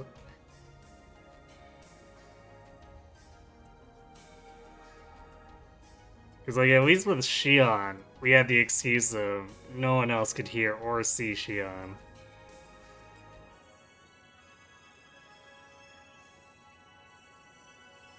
But like, we're basically having a war council in the middle of a shopping mall. I want to believe they can make this work. And if anyone can, It certainly is those two. Perhaps you're right. In the background. Like, I don't need to wear the horse mask. This is being in the shopping center for this stuff is just ridiculous as is.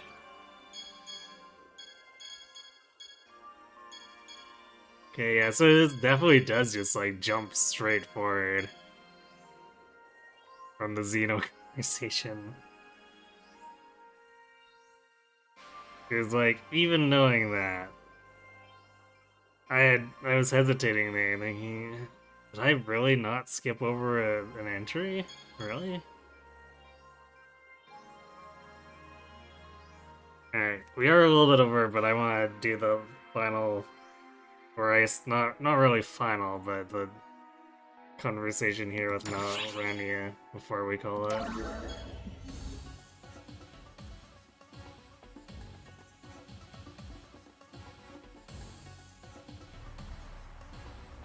It's been a while. Sorry for causing you so much trouble.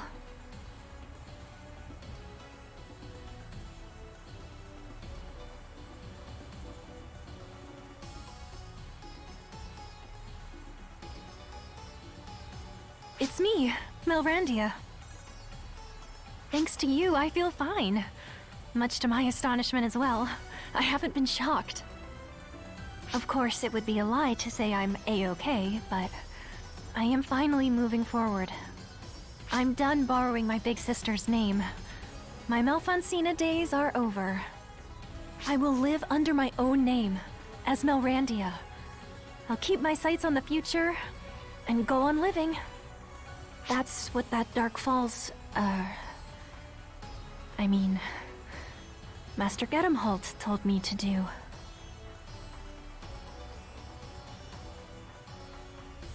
Thank you so much. For then, and for now. My powers are insignificant, but even so, please let me know if I can be of any help.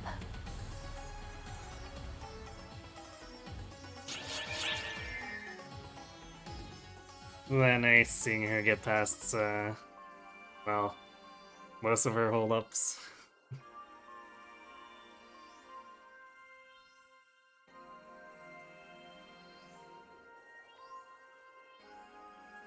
Anyway, that is definitely it for me for tonight. We made quite a bit of progress. I guess we didn't even get halfway, we're like 4 entries in. Still, it's unlikely that the rest of this will take more than maybe an hour and a half. So when we return to this, we can get through that and move on to episode 3. Where things do escalate a lot, because it's kind of like the quote-unquote closer to this trilogy of the first 3 episodes, where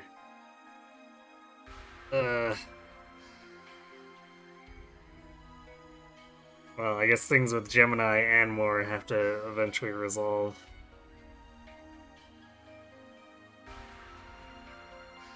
So yeah, before then, we're back on Friday to resume our segmented Lunatic Plus Resetless run.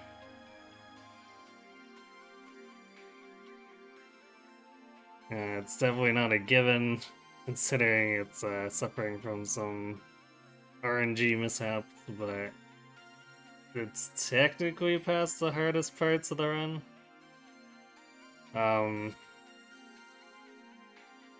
Sunday, we're picking up 3 houses again.